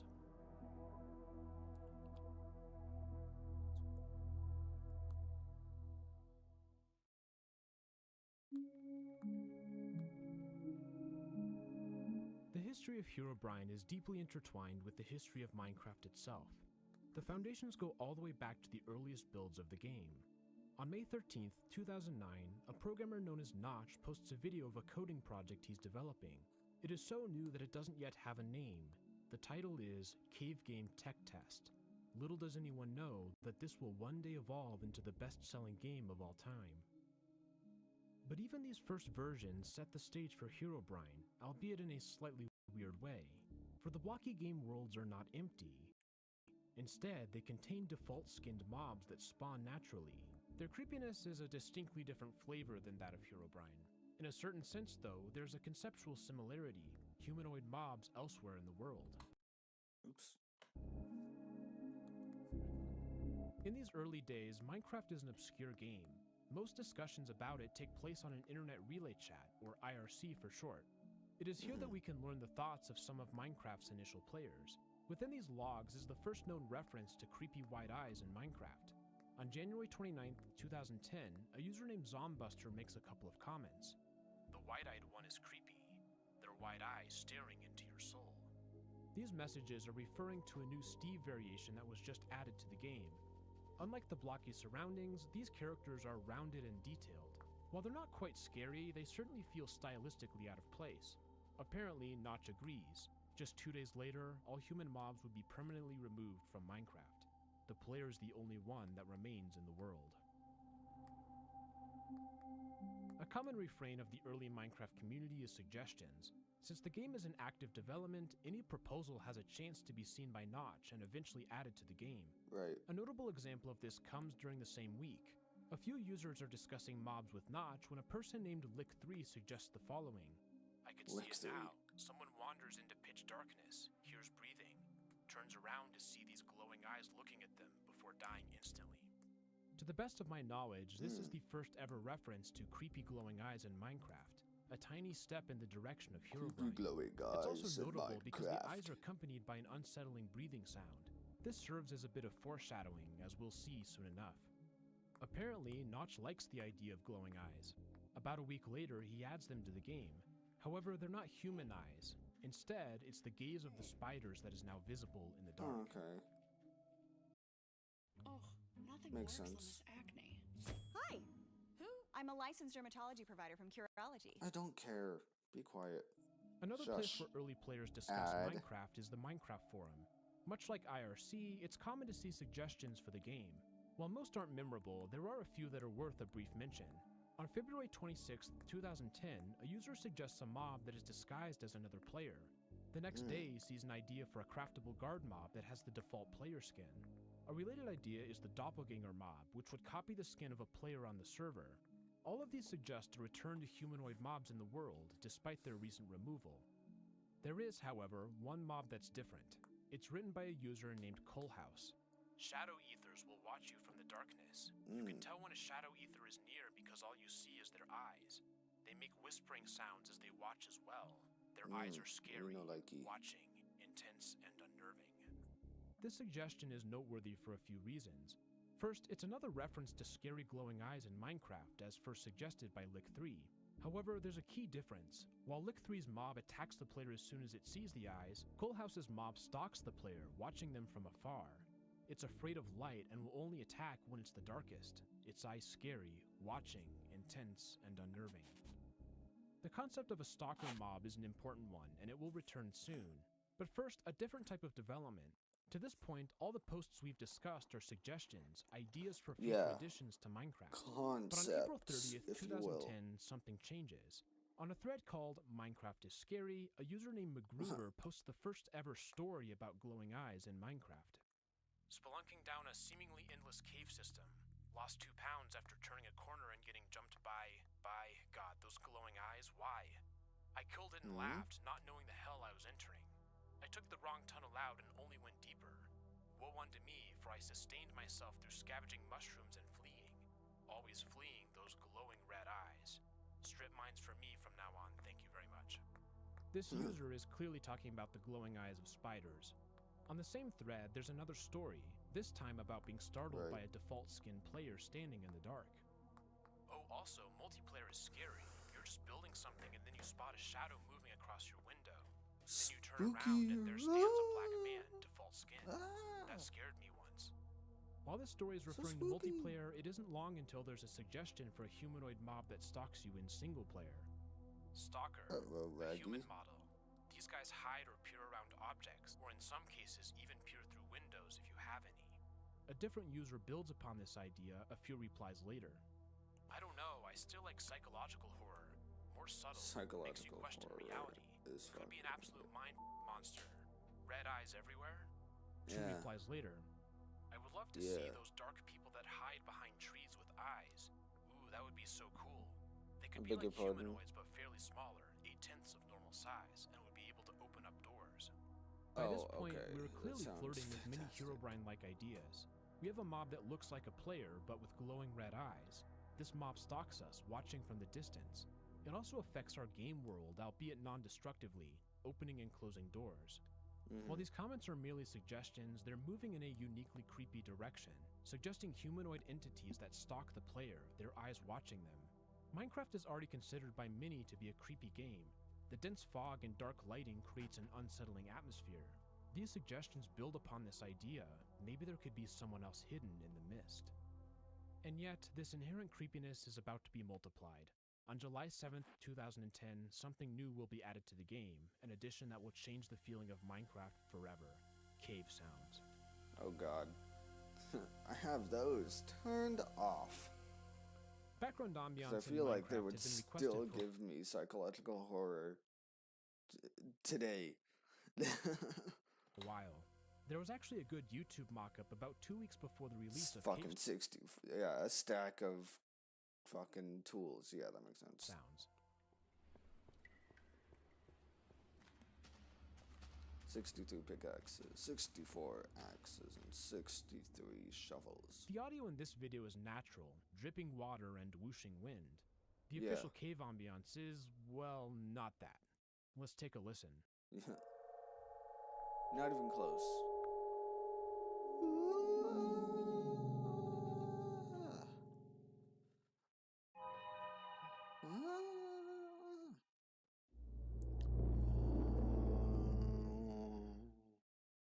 It's difficult to overstate the impact that these sounds have on the atmosphere of the game. Yeah. Previously, players only had to fear physical threats, creeper explosions, lava pools, spider ambushes. Now it's fucking But the actual cave horror sounds game. are different. They represent threats unseen, dangers beyond our understanding. Who made that breathing noise right behind us? Is there hidden machinery within the caves?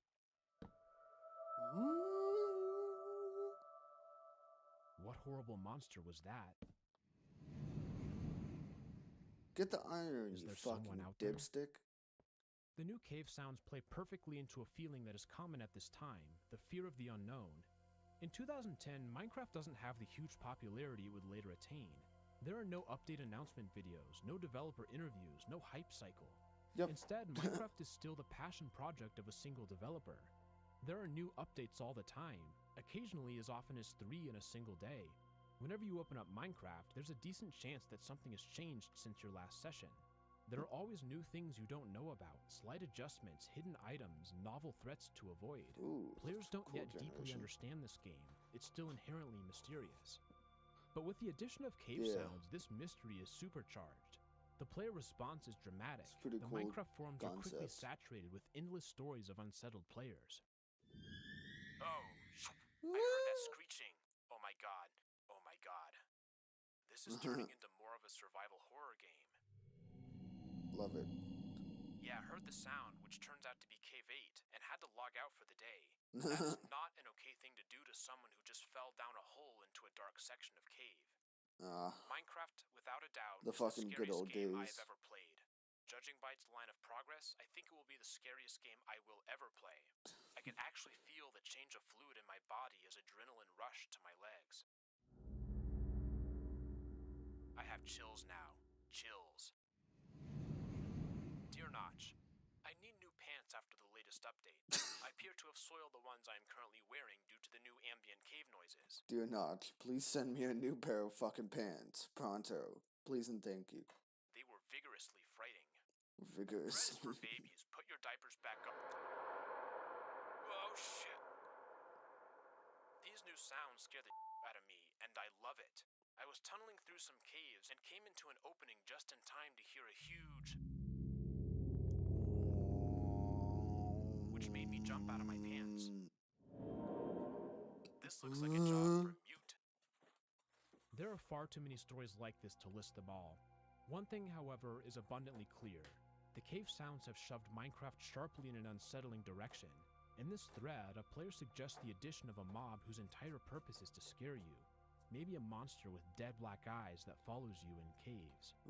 Fears of the cave sounds would be elevated just 2 days later with a new development. I want food and water and substance and hydration. Right fucking now. Fucking.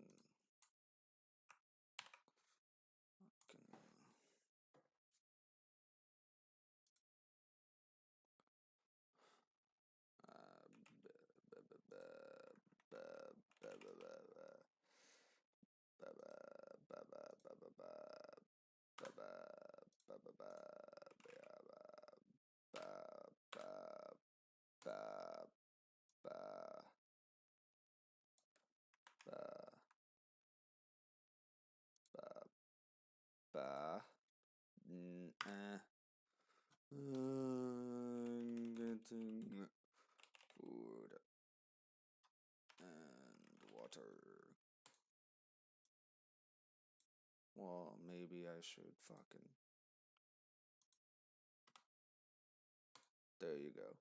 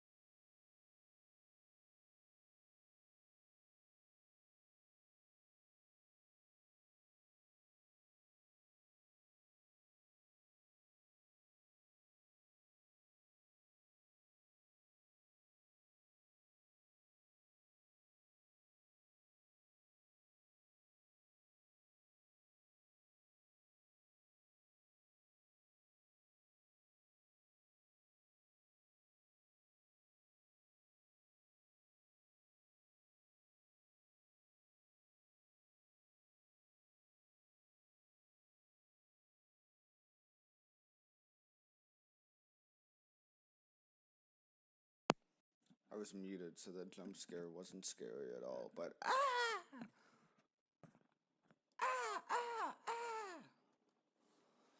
anyways.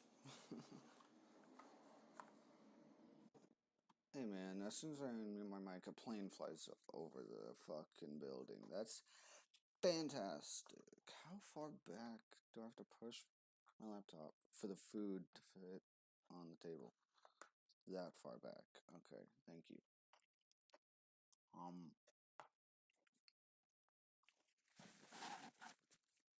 I promise I'm not going to be as obnoxious as possible when eating.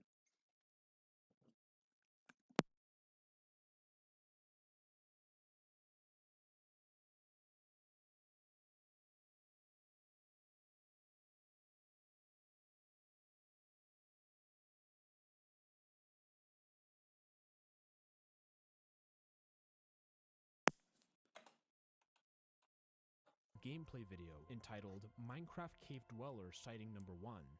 Let's watch it together. Let's watch it! From the producers of Vanderpump Rules, welcome to the... No, not this, you fucking retard. Dumbass, get off my screen, thank you.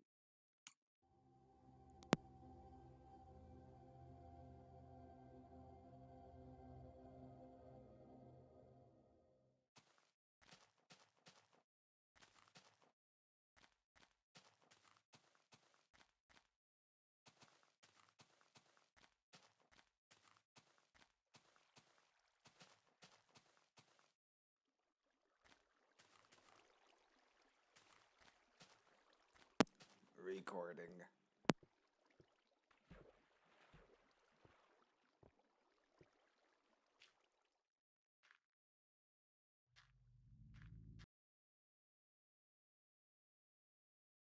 Am I special? I am special. I'm very fucking special. Okay. Show the fucking screen, maybe.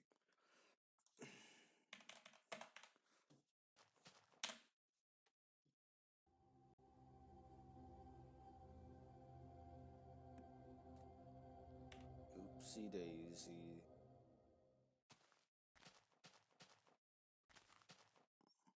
Oh my god, come on, man. Load, you fucking asshat. Dude. Come on, fucking A. Shut the fuck up.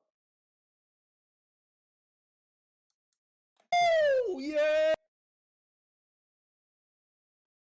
What? Yeah, baby!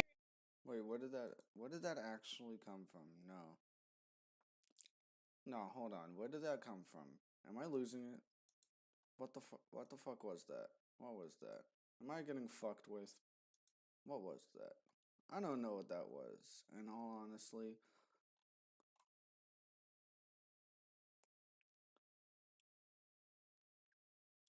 No, wait. I actually don't know what that was. I have no idea why Moist Critical appeared on my screen. Did I install something that I forgot about?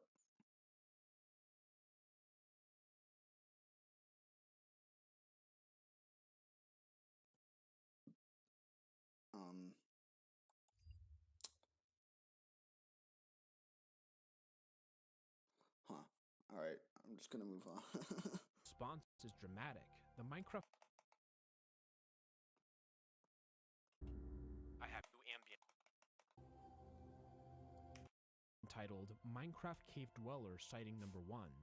Let's watch it together. I'm gonna pretend that didn't happen.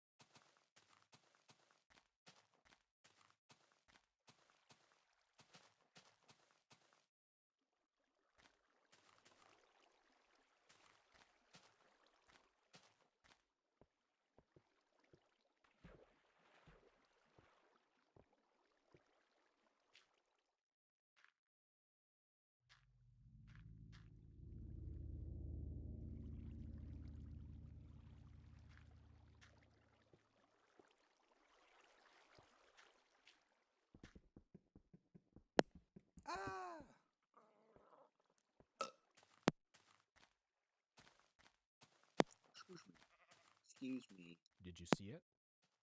I didn't when I first watched this. No, But I if we didn't head to the fucking comment see it. section, No, I didn't fucking see it.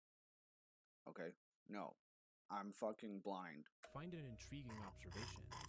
Animating. Pause it exactly 1 No. minute and look to For the no. left of the Fuck you. gravel pile. You see a whitish shadow in it. Look No. again a few seconds later and it's empty. You're wrong.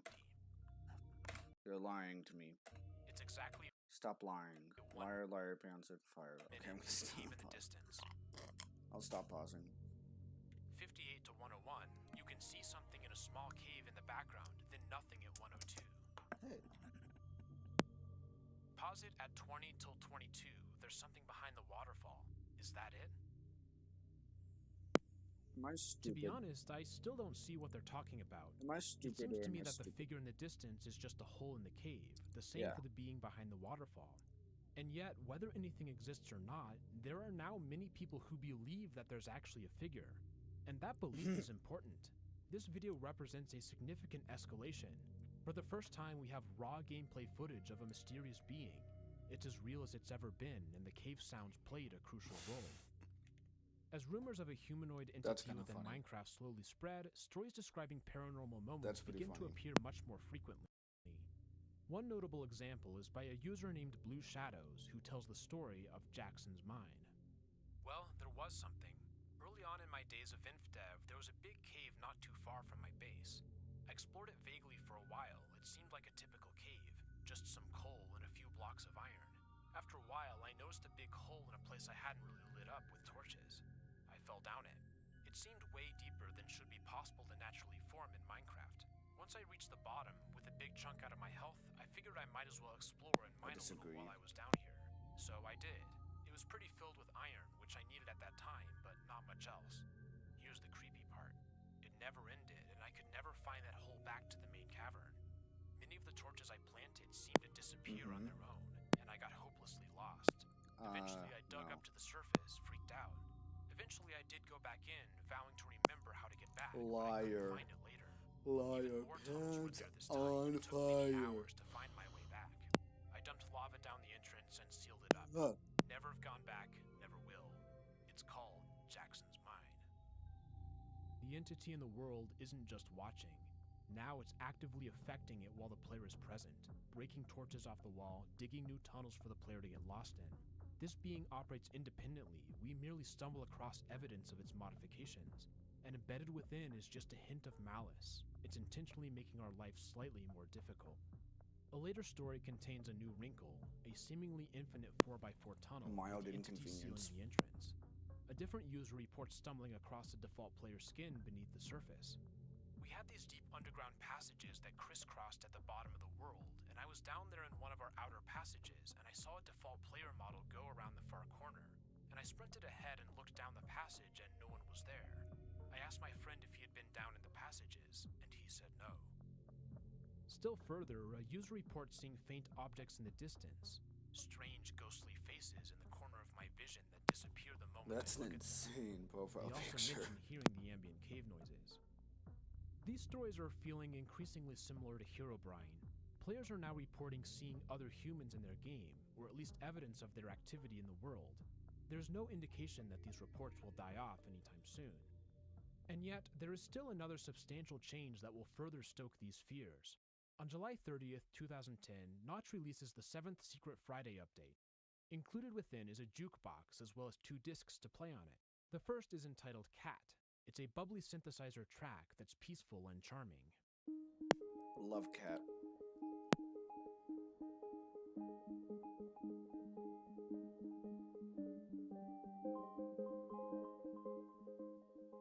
Then there's the other disc entitled 13. This one Oh, no, is... no. Well, let's just take a listen. We don't talk about disc 13.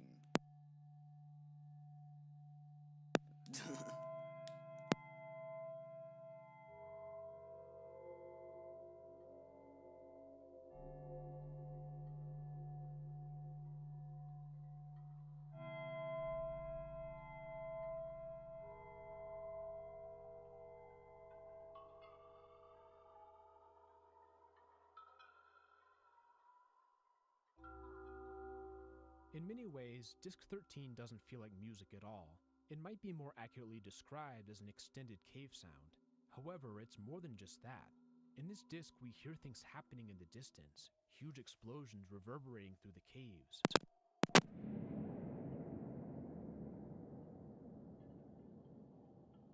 A player splashing in the water.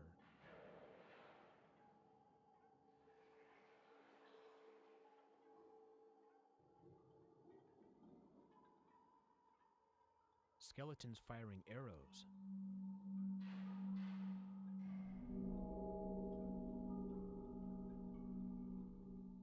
Evidence of some independent being in the world, someone or something other than ourselves. Disc 13 isn't an obscure hidden sound file, and it's not a fanfiction. No, it's one of just 2 music discs in the game. For many players, this was the very first thing they ever heard on a Minecraft jukebox. It is therefore no surprise that Disc 13 has an immediate impact on the Minecraft community. On July 31st, 2010 at 1:01 a.m., a user named I Am a Hedgehog posted the first known story about the disc. It's called 13.ogg, a work of fiction, and it describes a player who discovers the item. Just 17 minutes later, a user named Kerchak uploads a YouTube video containing the Disc 13 audio. The background is a screenshot of a dark cave. It seems pretty normal, except for one thing. Deep within the blackness are 2 white pixels. The meaning of this is unmistakable. Those are a pair of white eyes watching us.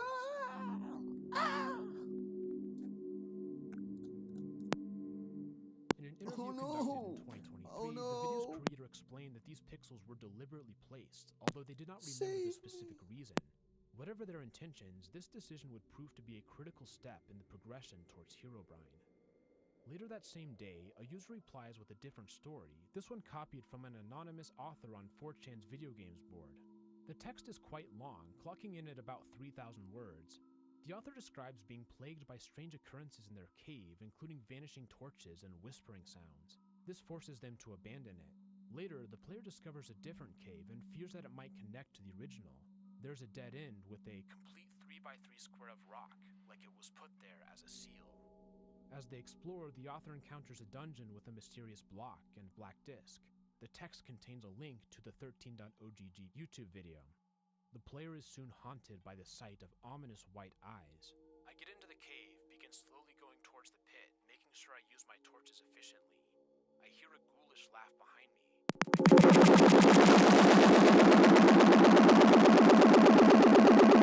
I'm locked into a staring contest with the eyes. I hear whispers from all around me telling me to go closer. I can't. I must resist. Bruh. What the fuck? Why? Was that in the video?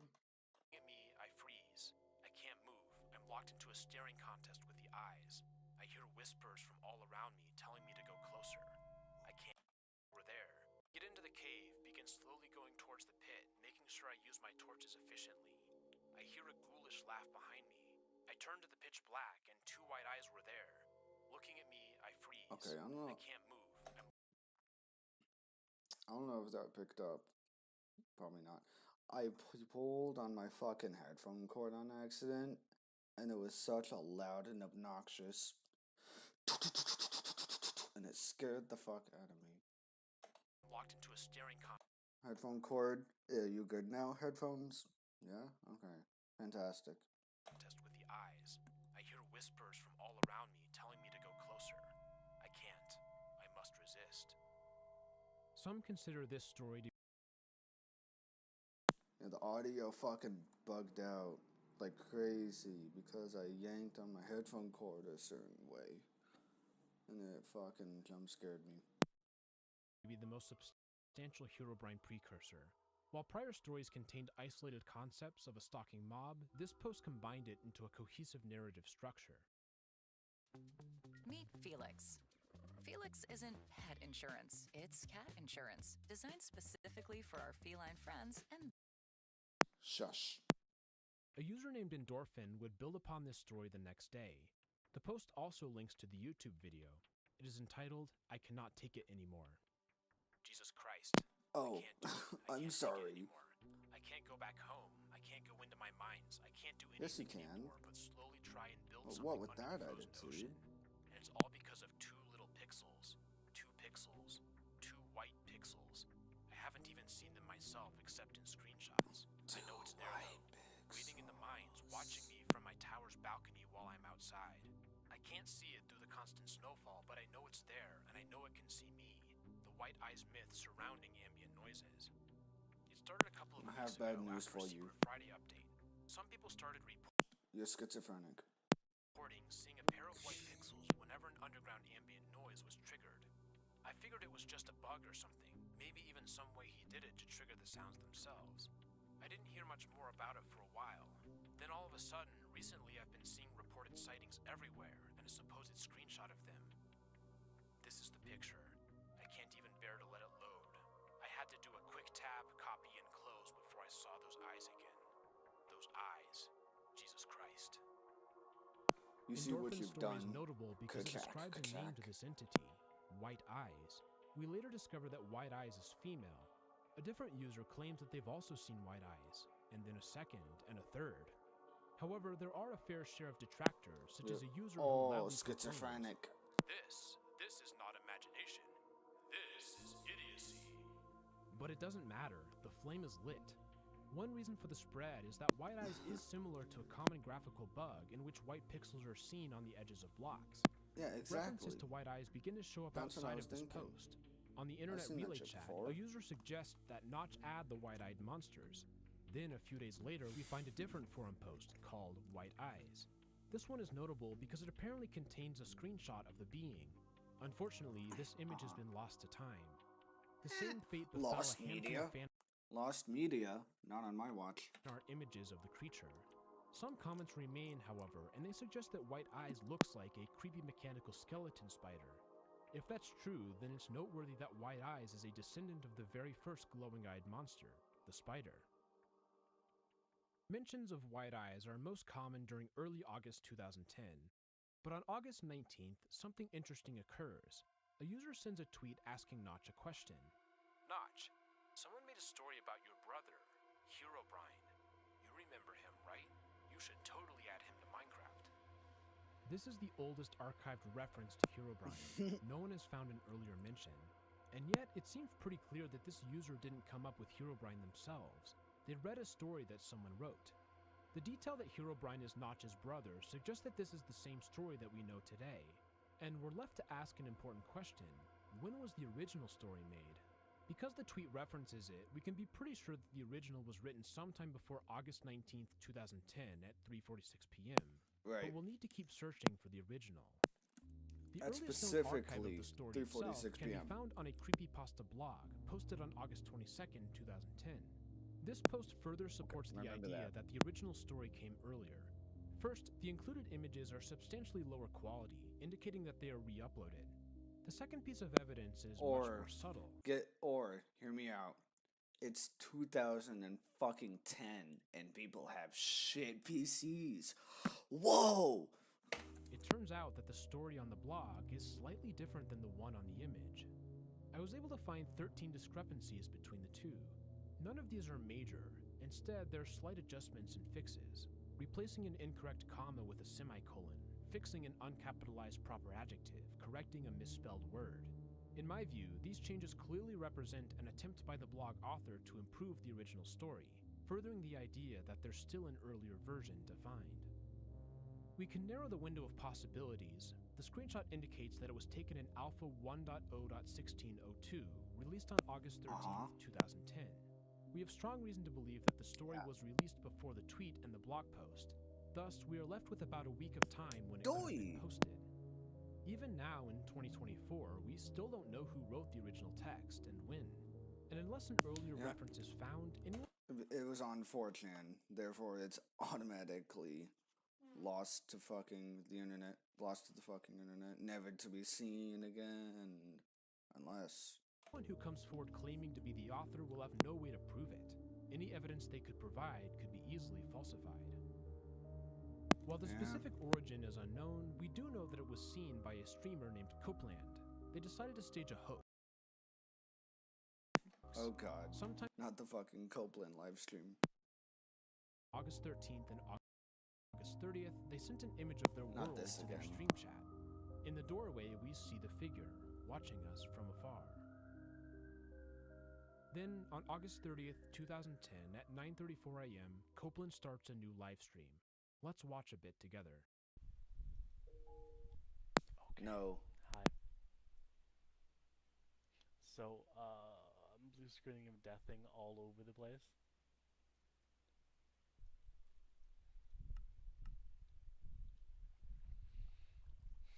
Really? Like, I lost all my farming?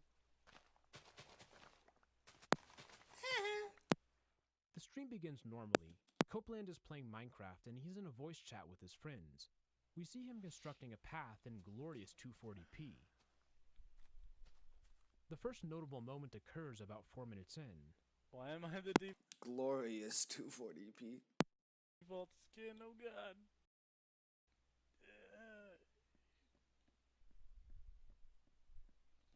Has it been happening the past 2 days?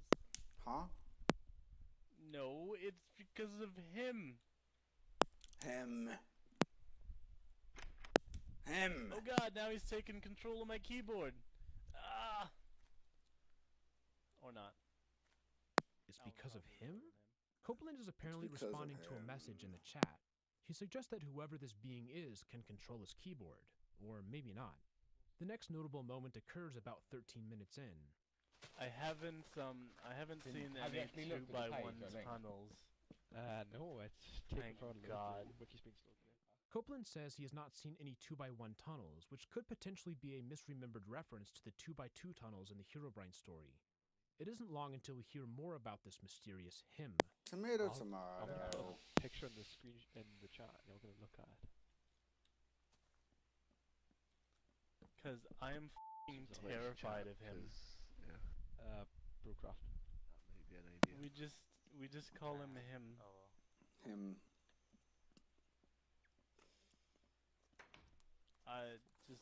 I'm loading up Minecraft. I've just been calling it him. Then Copeland references the image he shared. Also, I saw a ghost. I'm scared of Minecraft now. Wait, what? I'm sure it wouldn't have to do anything with the fact that you were drunk. Just saying. No, it was like at 8 a.m. in the morning. Oh, you're when I was drunk. completely Oh, okay. sober. I saw a ghost. All claims instantly falsified. Get the fuck out of here. In one of my screenshots. Completely sober. It's right there in the screenshot. His friends are understandably skeptical, but Copeland continues to insist. Completely sober. Where's the link to this picture? I want to see it. Oh, is it up there? It's been posted in chat a bunch of times. It's screenshot with 3 T's. Why?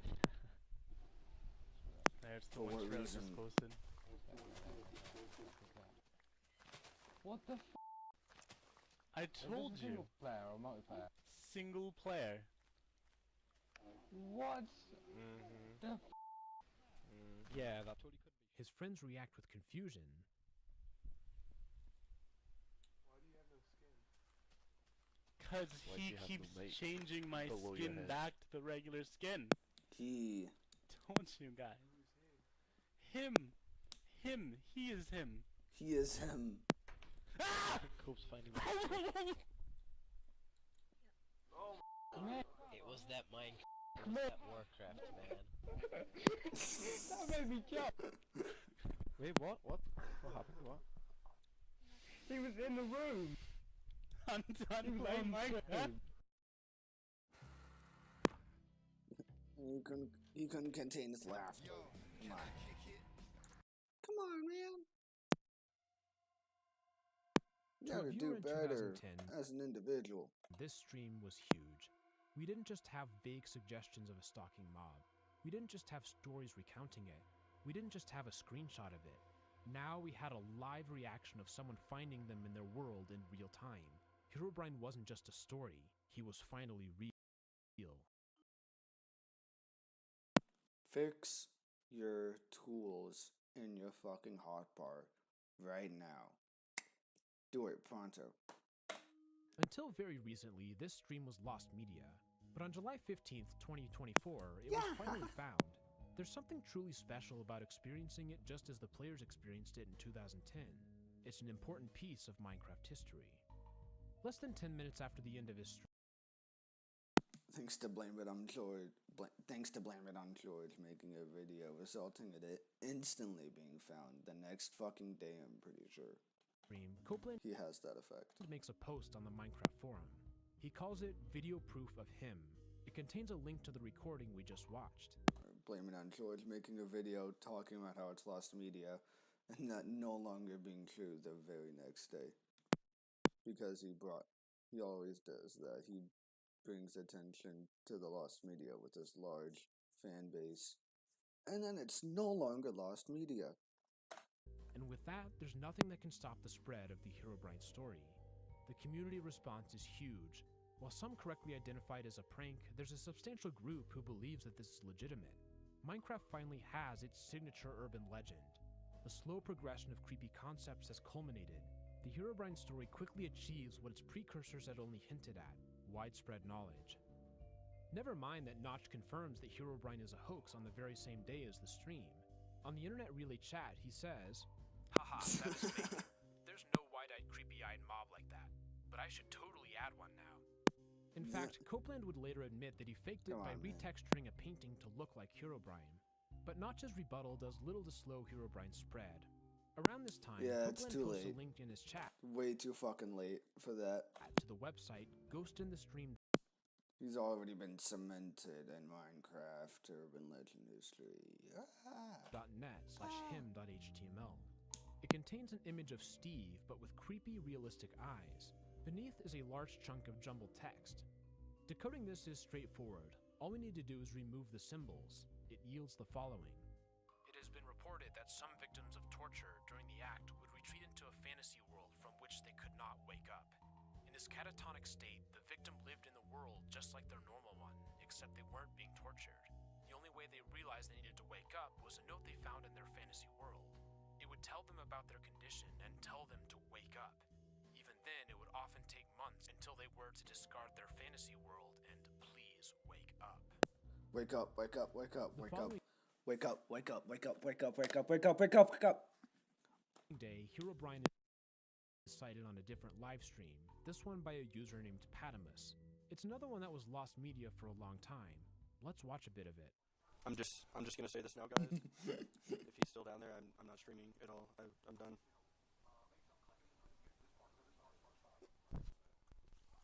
Did I miss it again? No, Go in there. Sneak up behind him, Patamus. No. Go in. No. Apparently, Patamus was later heard telling his wife that this was fake, although there's nothing more than anecdotal evidence for this. But of course, it doesn't matter. Patamus is just another in what would prove to be a very long line of Herobrine fakes. And, well, the rest is history. The story of Herobrine had cemented itself permanently in Minecraft lore.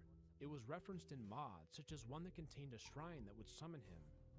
Also, kein Hotkey oder so. Oh, und das ist Herobrine.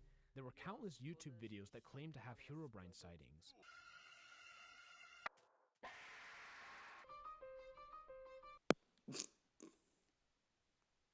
Stop. Wieso machst du das? What the? Entweder will er mich ver... Oh. Oh.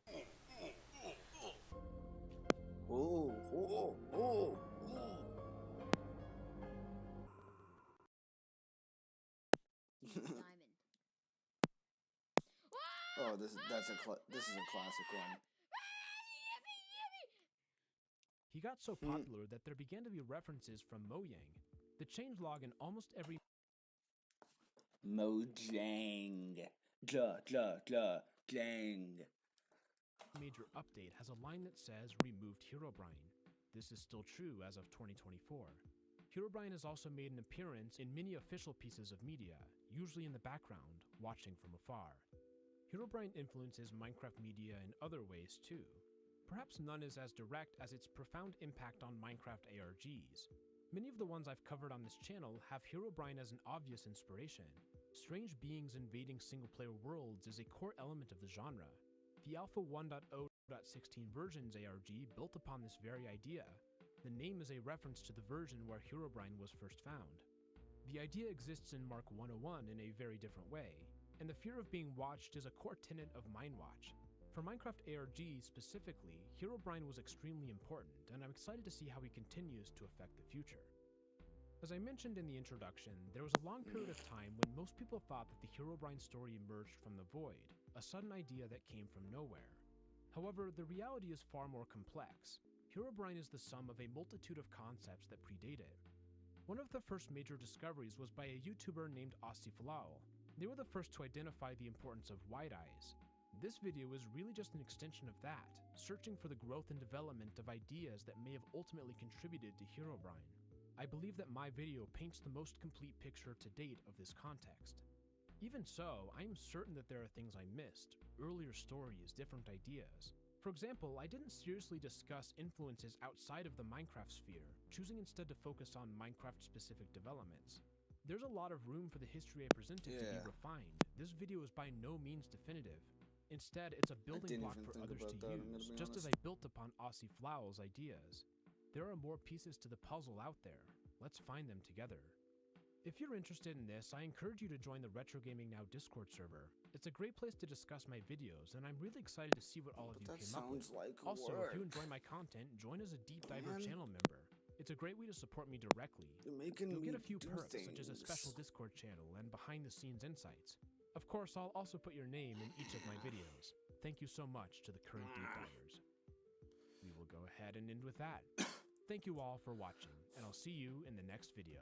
We will go ahead and end with that. That sounds like something that wasn't supposed to be included. Great day. The way he said that, it sounded like that wasn't supposed to be included. Like that was him talking to himself.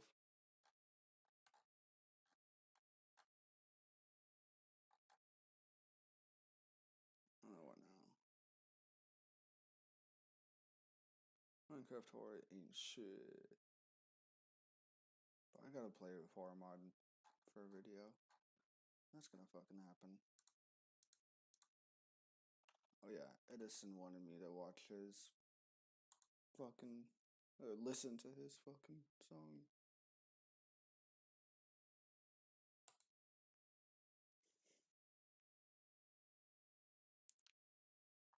I remember he said that in chat earlier.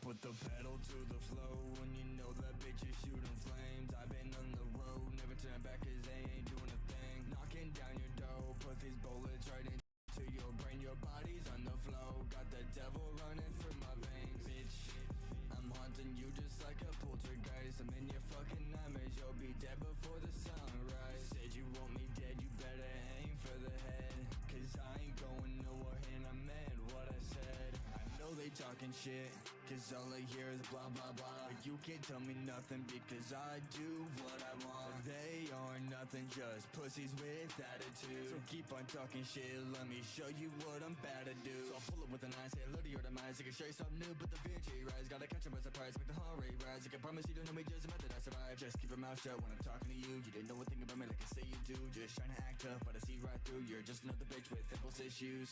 So I had to run it back up. Now they ain't all the tough shit, now they fucked up. I'll show you with a mortgage. Pull up in a hearse and I'm sure to look good. And 'cause I don't give a fuck, bitch, you're not that important. Right on my dick just so you can stay relevant. It's so pathetic, you're not that intelligent. Fucking with me, you will never hear the end of it. Can't catch me, this game, I'm ahead of it. Flow so gross, but you can't catch up. Yeah, harder to the most, all you do is act up. And no one knows a name like Big Shot Stuff. All you wanted was a fame, so bitch, buckle up. You keep on saying that you're gonna pull up. You don't know where I've been, so bitch, what's up? You trying to act hard, you trying to act tough. So what you gonna do when I'm calling your bluff?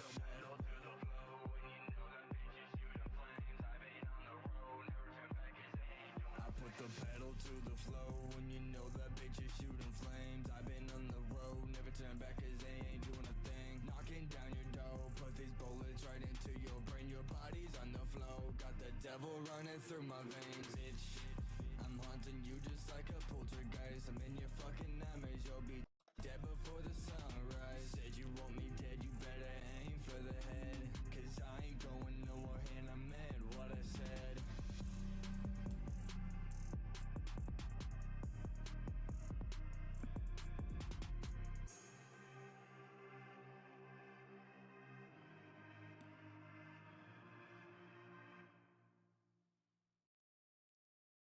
Hell yeah.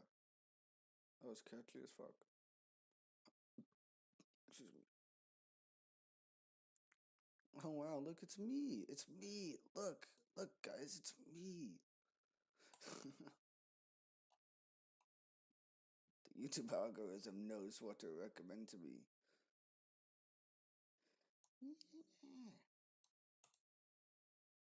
Anyways, what the fuck was I doing?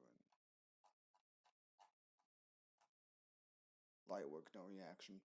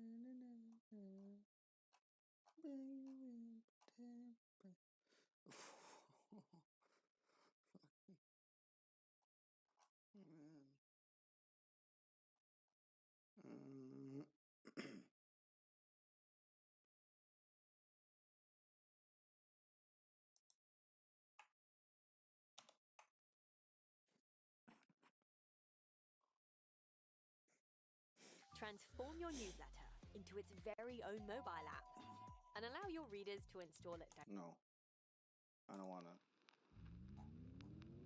Can you hear me? Oh wait, I can just do this. Forget. Peanut fucking goldfish. Peanut brain. Peanut brain. Peanut brain. I have a peanut brain.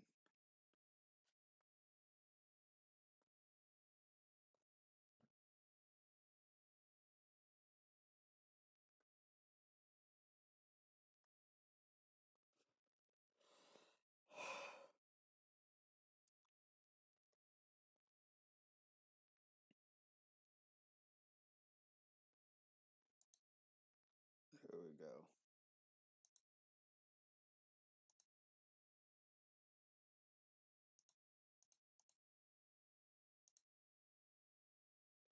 Come on.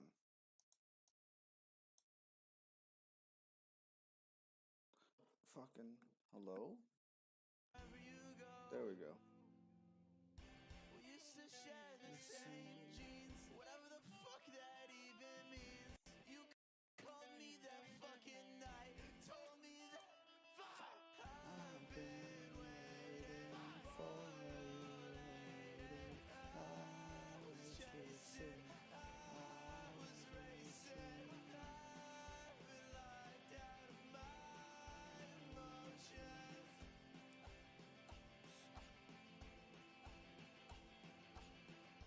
I love you still, regardless, but I don't fuck with your college. It took you straight from my arms. Don't look at my arm, Bunny. Bunny. Bunny. Bunny, baby. I've been waiting for you, baby. For you, for you.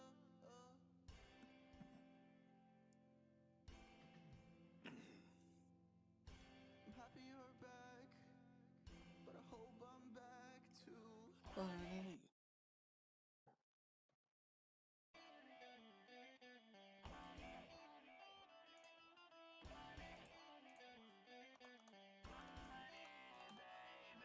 I've been waiting for you, lady. I was chasing, I was racing. Fuck you. Woo-hoo-hoo.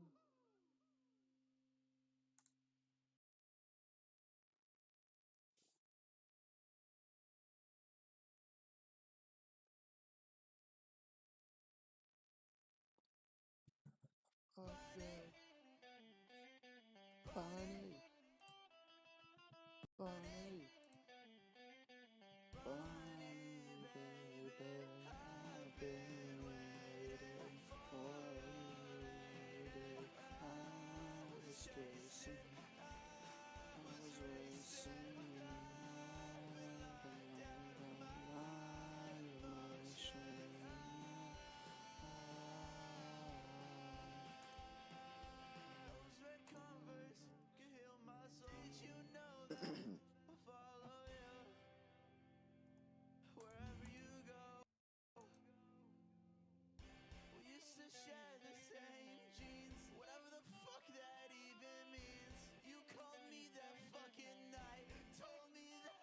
Fuck, I've been waiting for you, lady. I was chasing, I was chasing.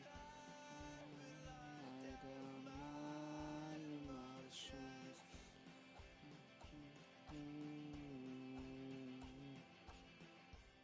I'm still regardless, but I don't fuck with the college.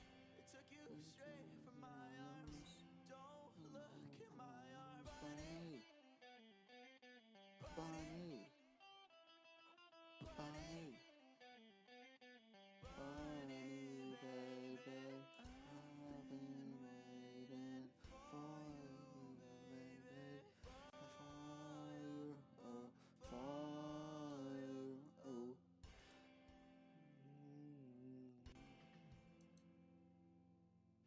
I'm happy you're back, but I hope I'm back to Bunny. Bunny, Bunny, Bunny, baby. I've been waiting for you, lady. I was chasing, I was racing. Fuck you! Woohoo!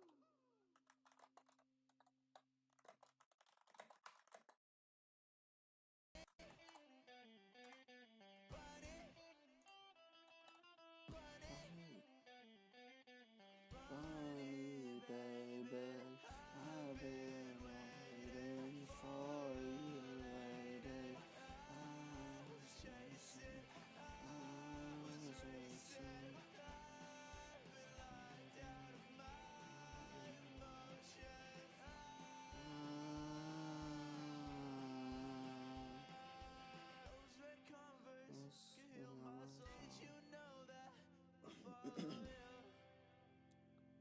Wherever you go,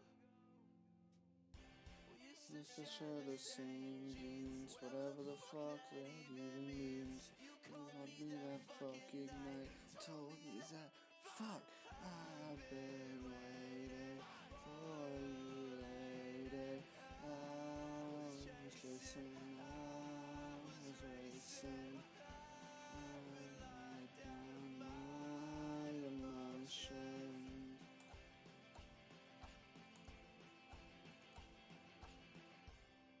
Love you still, regardless, but I don't fuck with the college. Straight from my gums.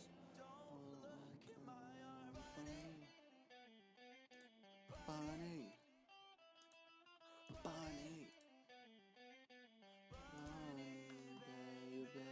I've been waiting for you. Damn it, lady. For you, for you, oh.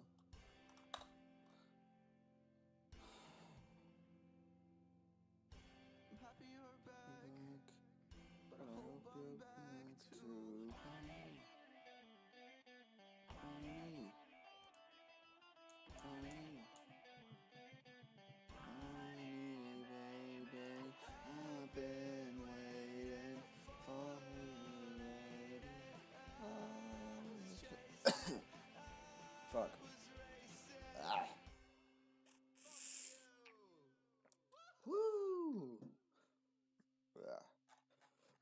boy.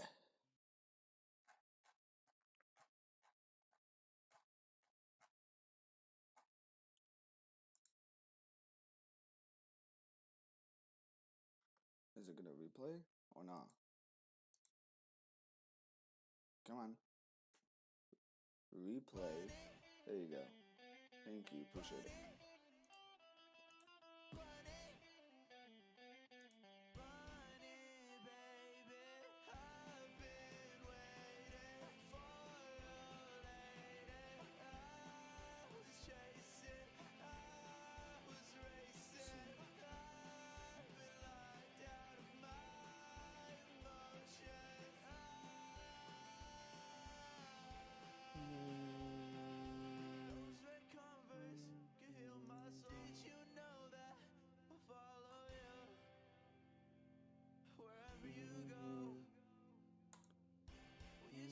Share the same jeans, whatever the fuck that even means. You told me that fucking night. You told me that fuck.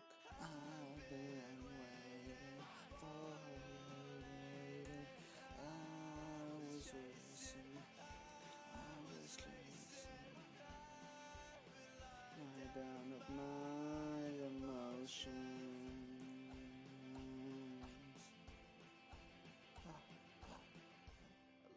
Still, regardless, I'm didn't focus college. It came straight from my arms. No, kill my arms, Bunny. Bunny.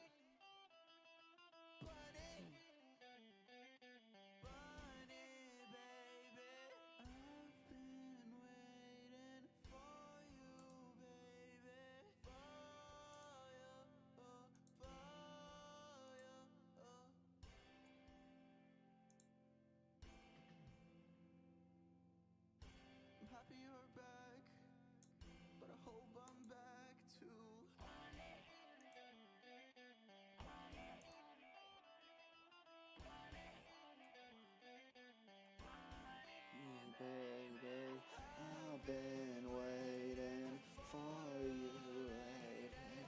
I was chasing, I was racing. Fuck you. Woohoo!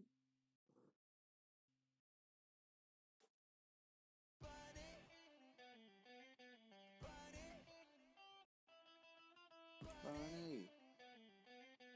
Bunny, baby, I've been waiting for you. I was chasing, I was racing.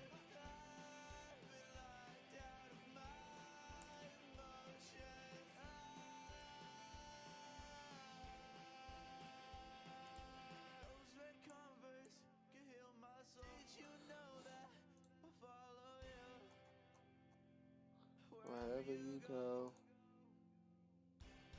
let's just share the same jeans, whatever the fuck that even means. You told me that fucking night, you told me that fuck. I've been waiting for you, baby. I was chasing, I was racing. I'm right down with my emotions.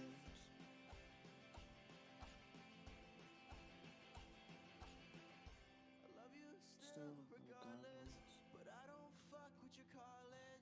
It took you straight from my arms. Don't look in my arms,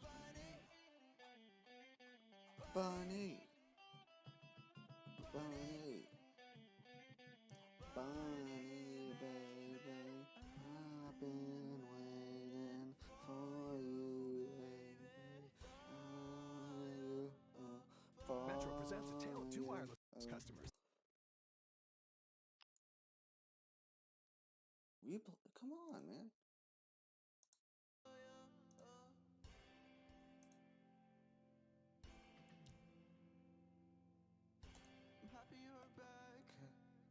I hope you're back to Bunny. Bunny.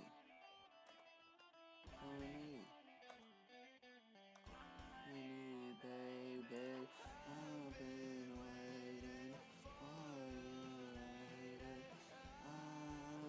chasing, I was racing.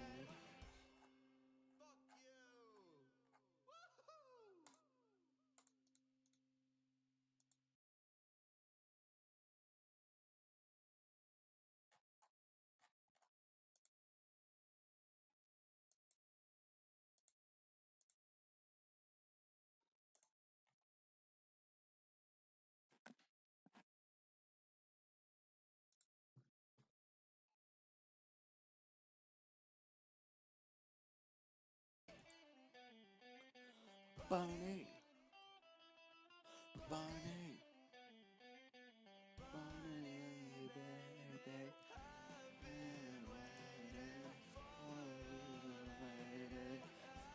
I was chasing, I was racing.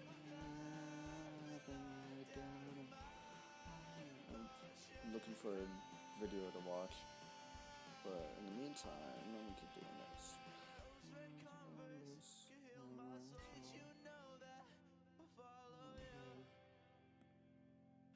Wherever you go, whatever the fuck that even means. You told me that fucking night. Told me that fuck. I've been waiting for you. Waiting. I was chasing. I was chasing. Down my emotion.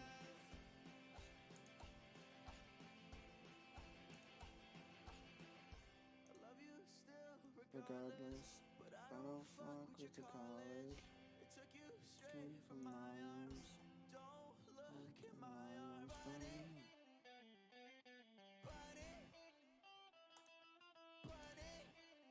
Baby,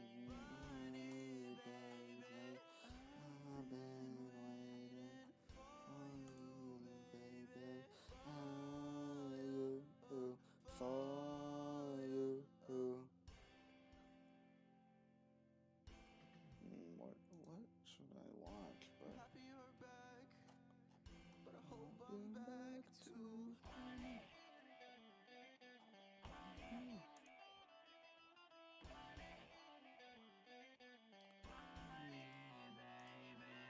I've been waiting for you, baby. I was chasing. Fuck you! Woohoo!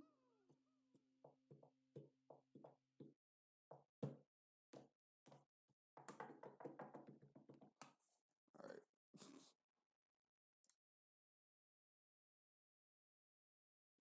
Advertisement? I don't think so, Amazon. No. What's up, No. No, you don't. Amazon, you stupid motherfucker. I found something to watch.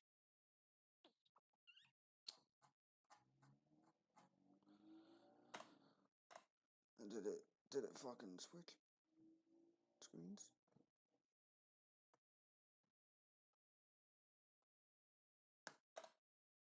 It did, okay.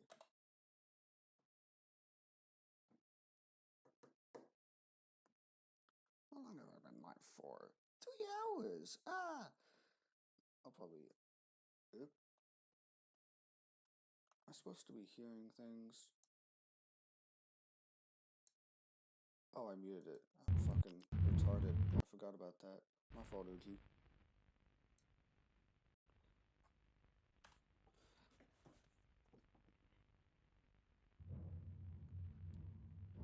It's 3 hours. Okay, after this, I'll probably end. What was that? Wake up, Bonzo. There's something in the attic. Oh yeah, this is Harmony on Horror Season 1 Remastered. Season 1 Remastered Episode 2. Wake up. Wake up, Bonzo. Wake up, Bonzo.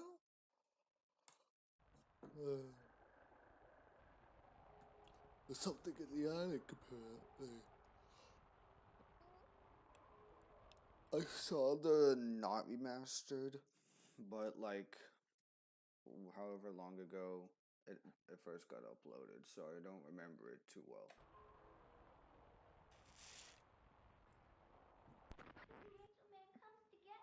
Sweetheart, it's alright, okay?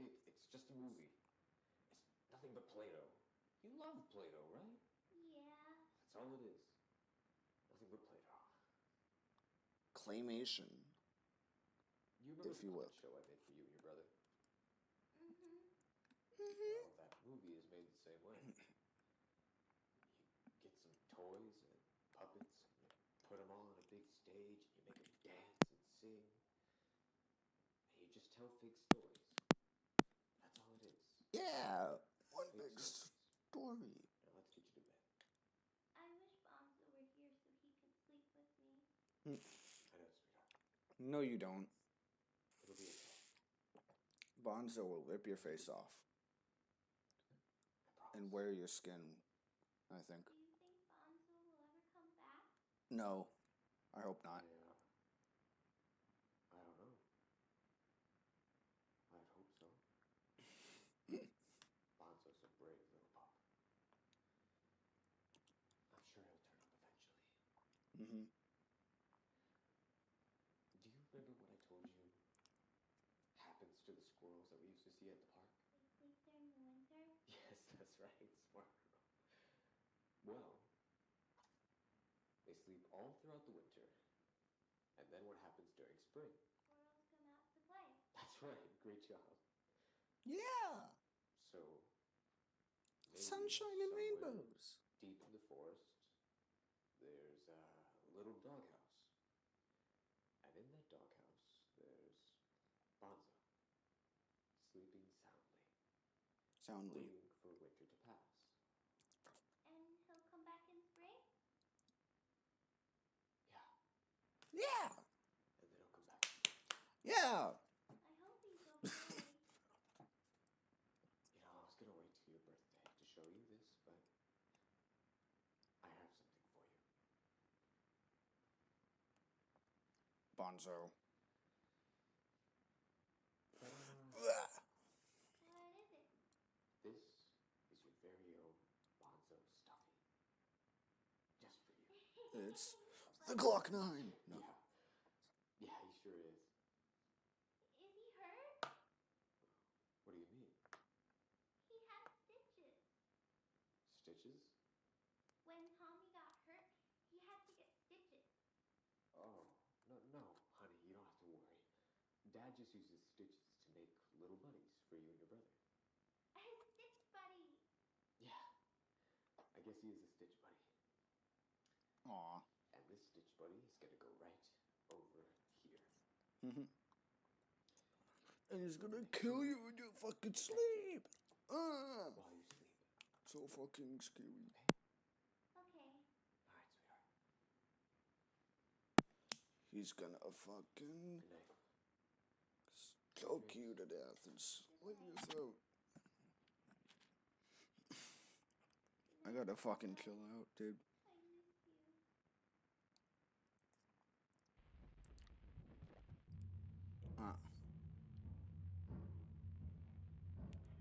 Let's see what's in the attic. Because that's always the best course of action. There's something in the attic? Look up there. Yeah.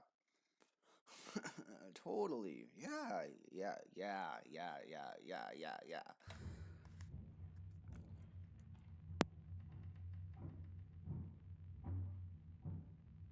Turning my volume down preemptively. Because I'm a fucking coward. And I'm proud. Oh, yeah. I'm closing the door after I see that. All I had to see was a tail smacking. Yeah, dumbass. Why do you keep standing there? Do you have no survival instincts? You absolute fucking buffoon. Zero survival instincts.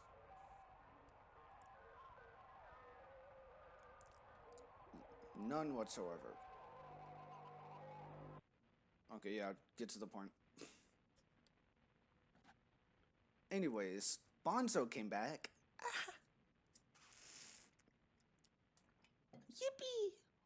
Yay! Yippee!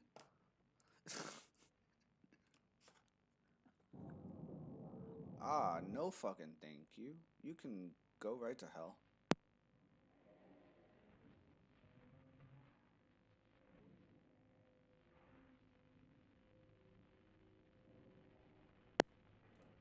Get to the fucking point. Turning my volume back down. I don't know why I turned it up again. Turning it back down. Hi, what's good? What's good, homie? What's happening? You chilling? Hi. Oh. Okay. Just abruptly ends. That was good though. I joke around a lot, but that was actually pretty fucking good. And you can tell the animation has gotten better.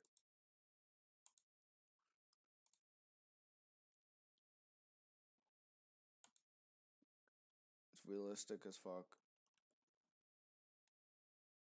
And Harmony, I've already seen Harmony in horror. I don't get jump scared that easily. But yeah. That's besides the point.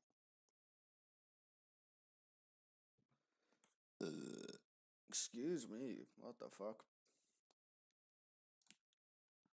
How rude of me. Need to burp louder.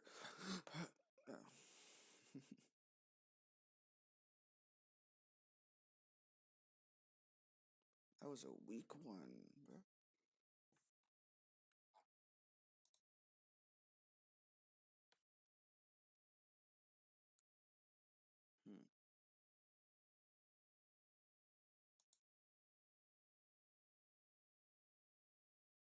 Just so you all know, Dr. Phil did not put up with that guy's bullshit. Oh yeah, I remember that.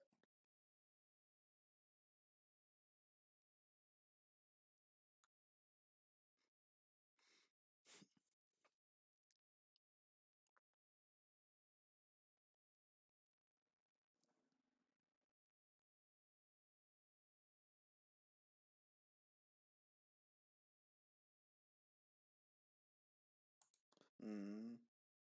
Yeah.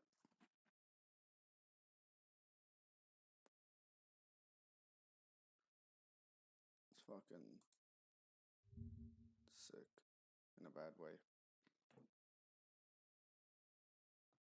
Bad kind of sick.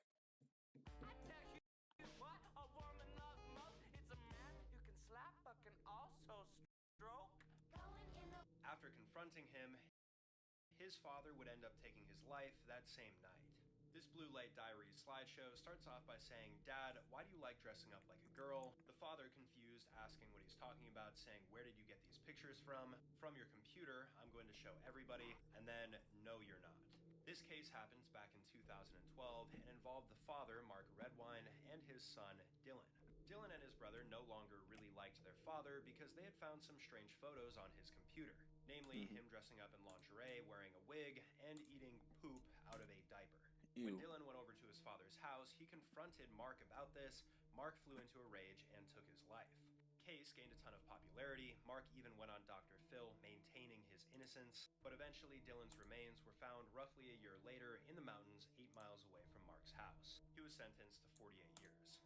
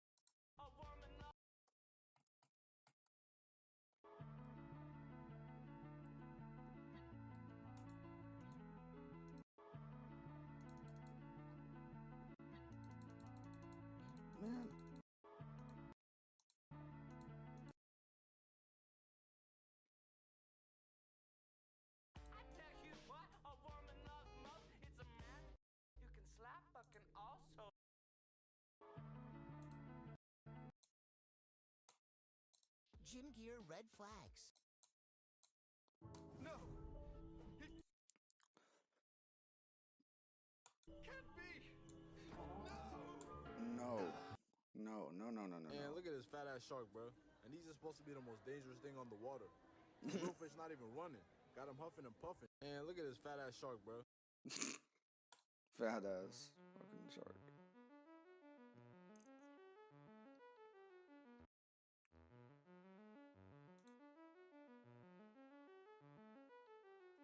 Real.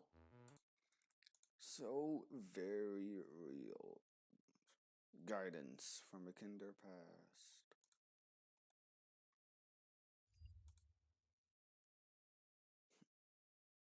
Getting raw at the game. What the fuck does that mean, Artat? What the fuck do you mean by that? No, no, no, no, no, no. How about not? Fucker. How about not? Idiot. Ha. Stupid ass. Hello, thank you for calling Giga! Come on, Miyuki, watch where you're throwing those things!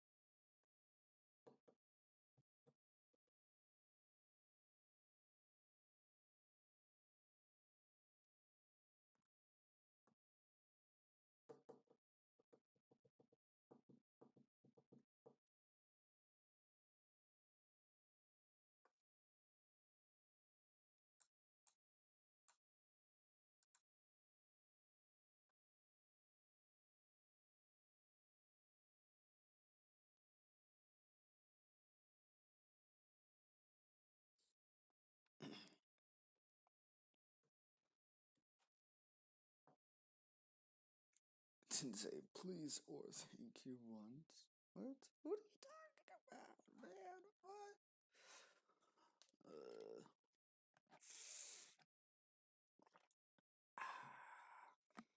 I'm fucking bored.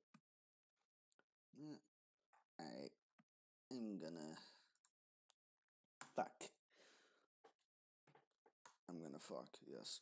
I'm gonna and I'm gonna record that Minecraft video and go piss and go memes. That's the plan. Okay. Oh yeah, and finish my fucking lukewarm dinner.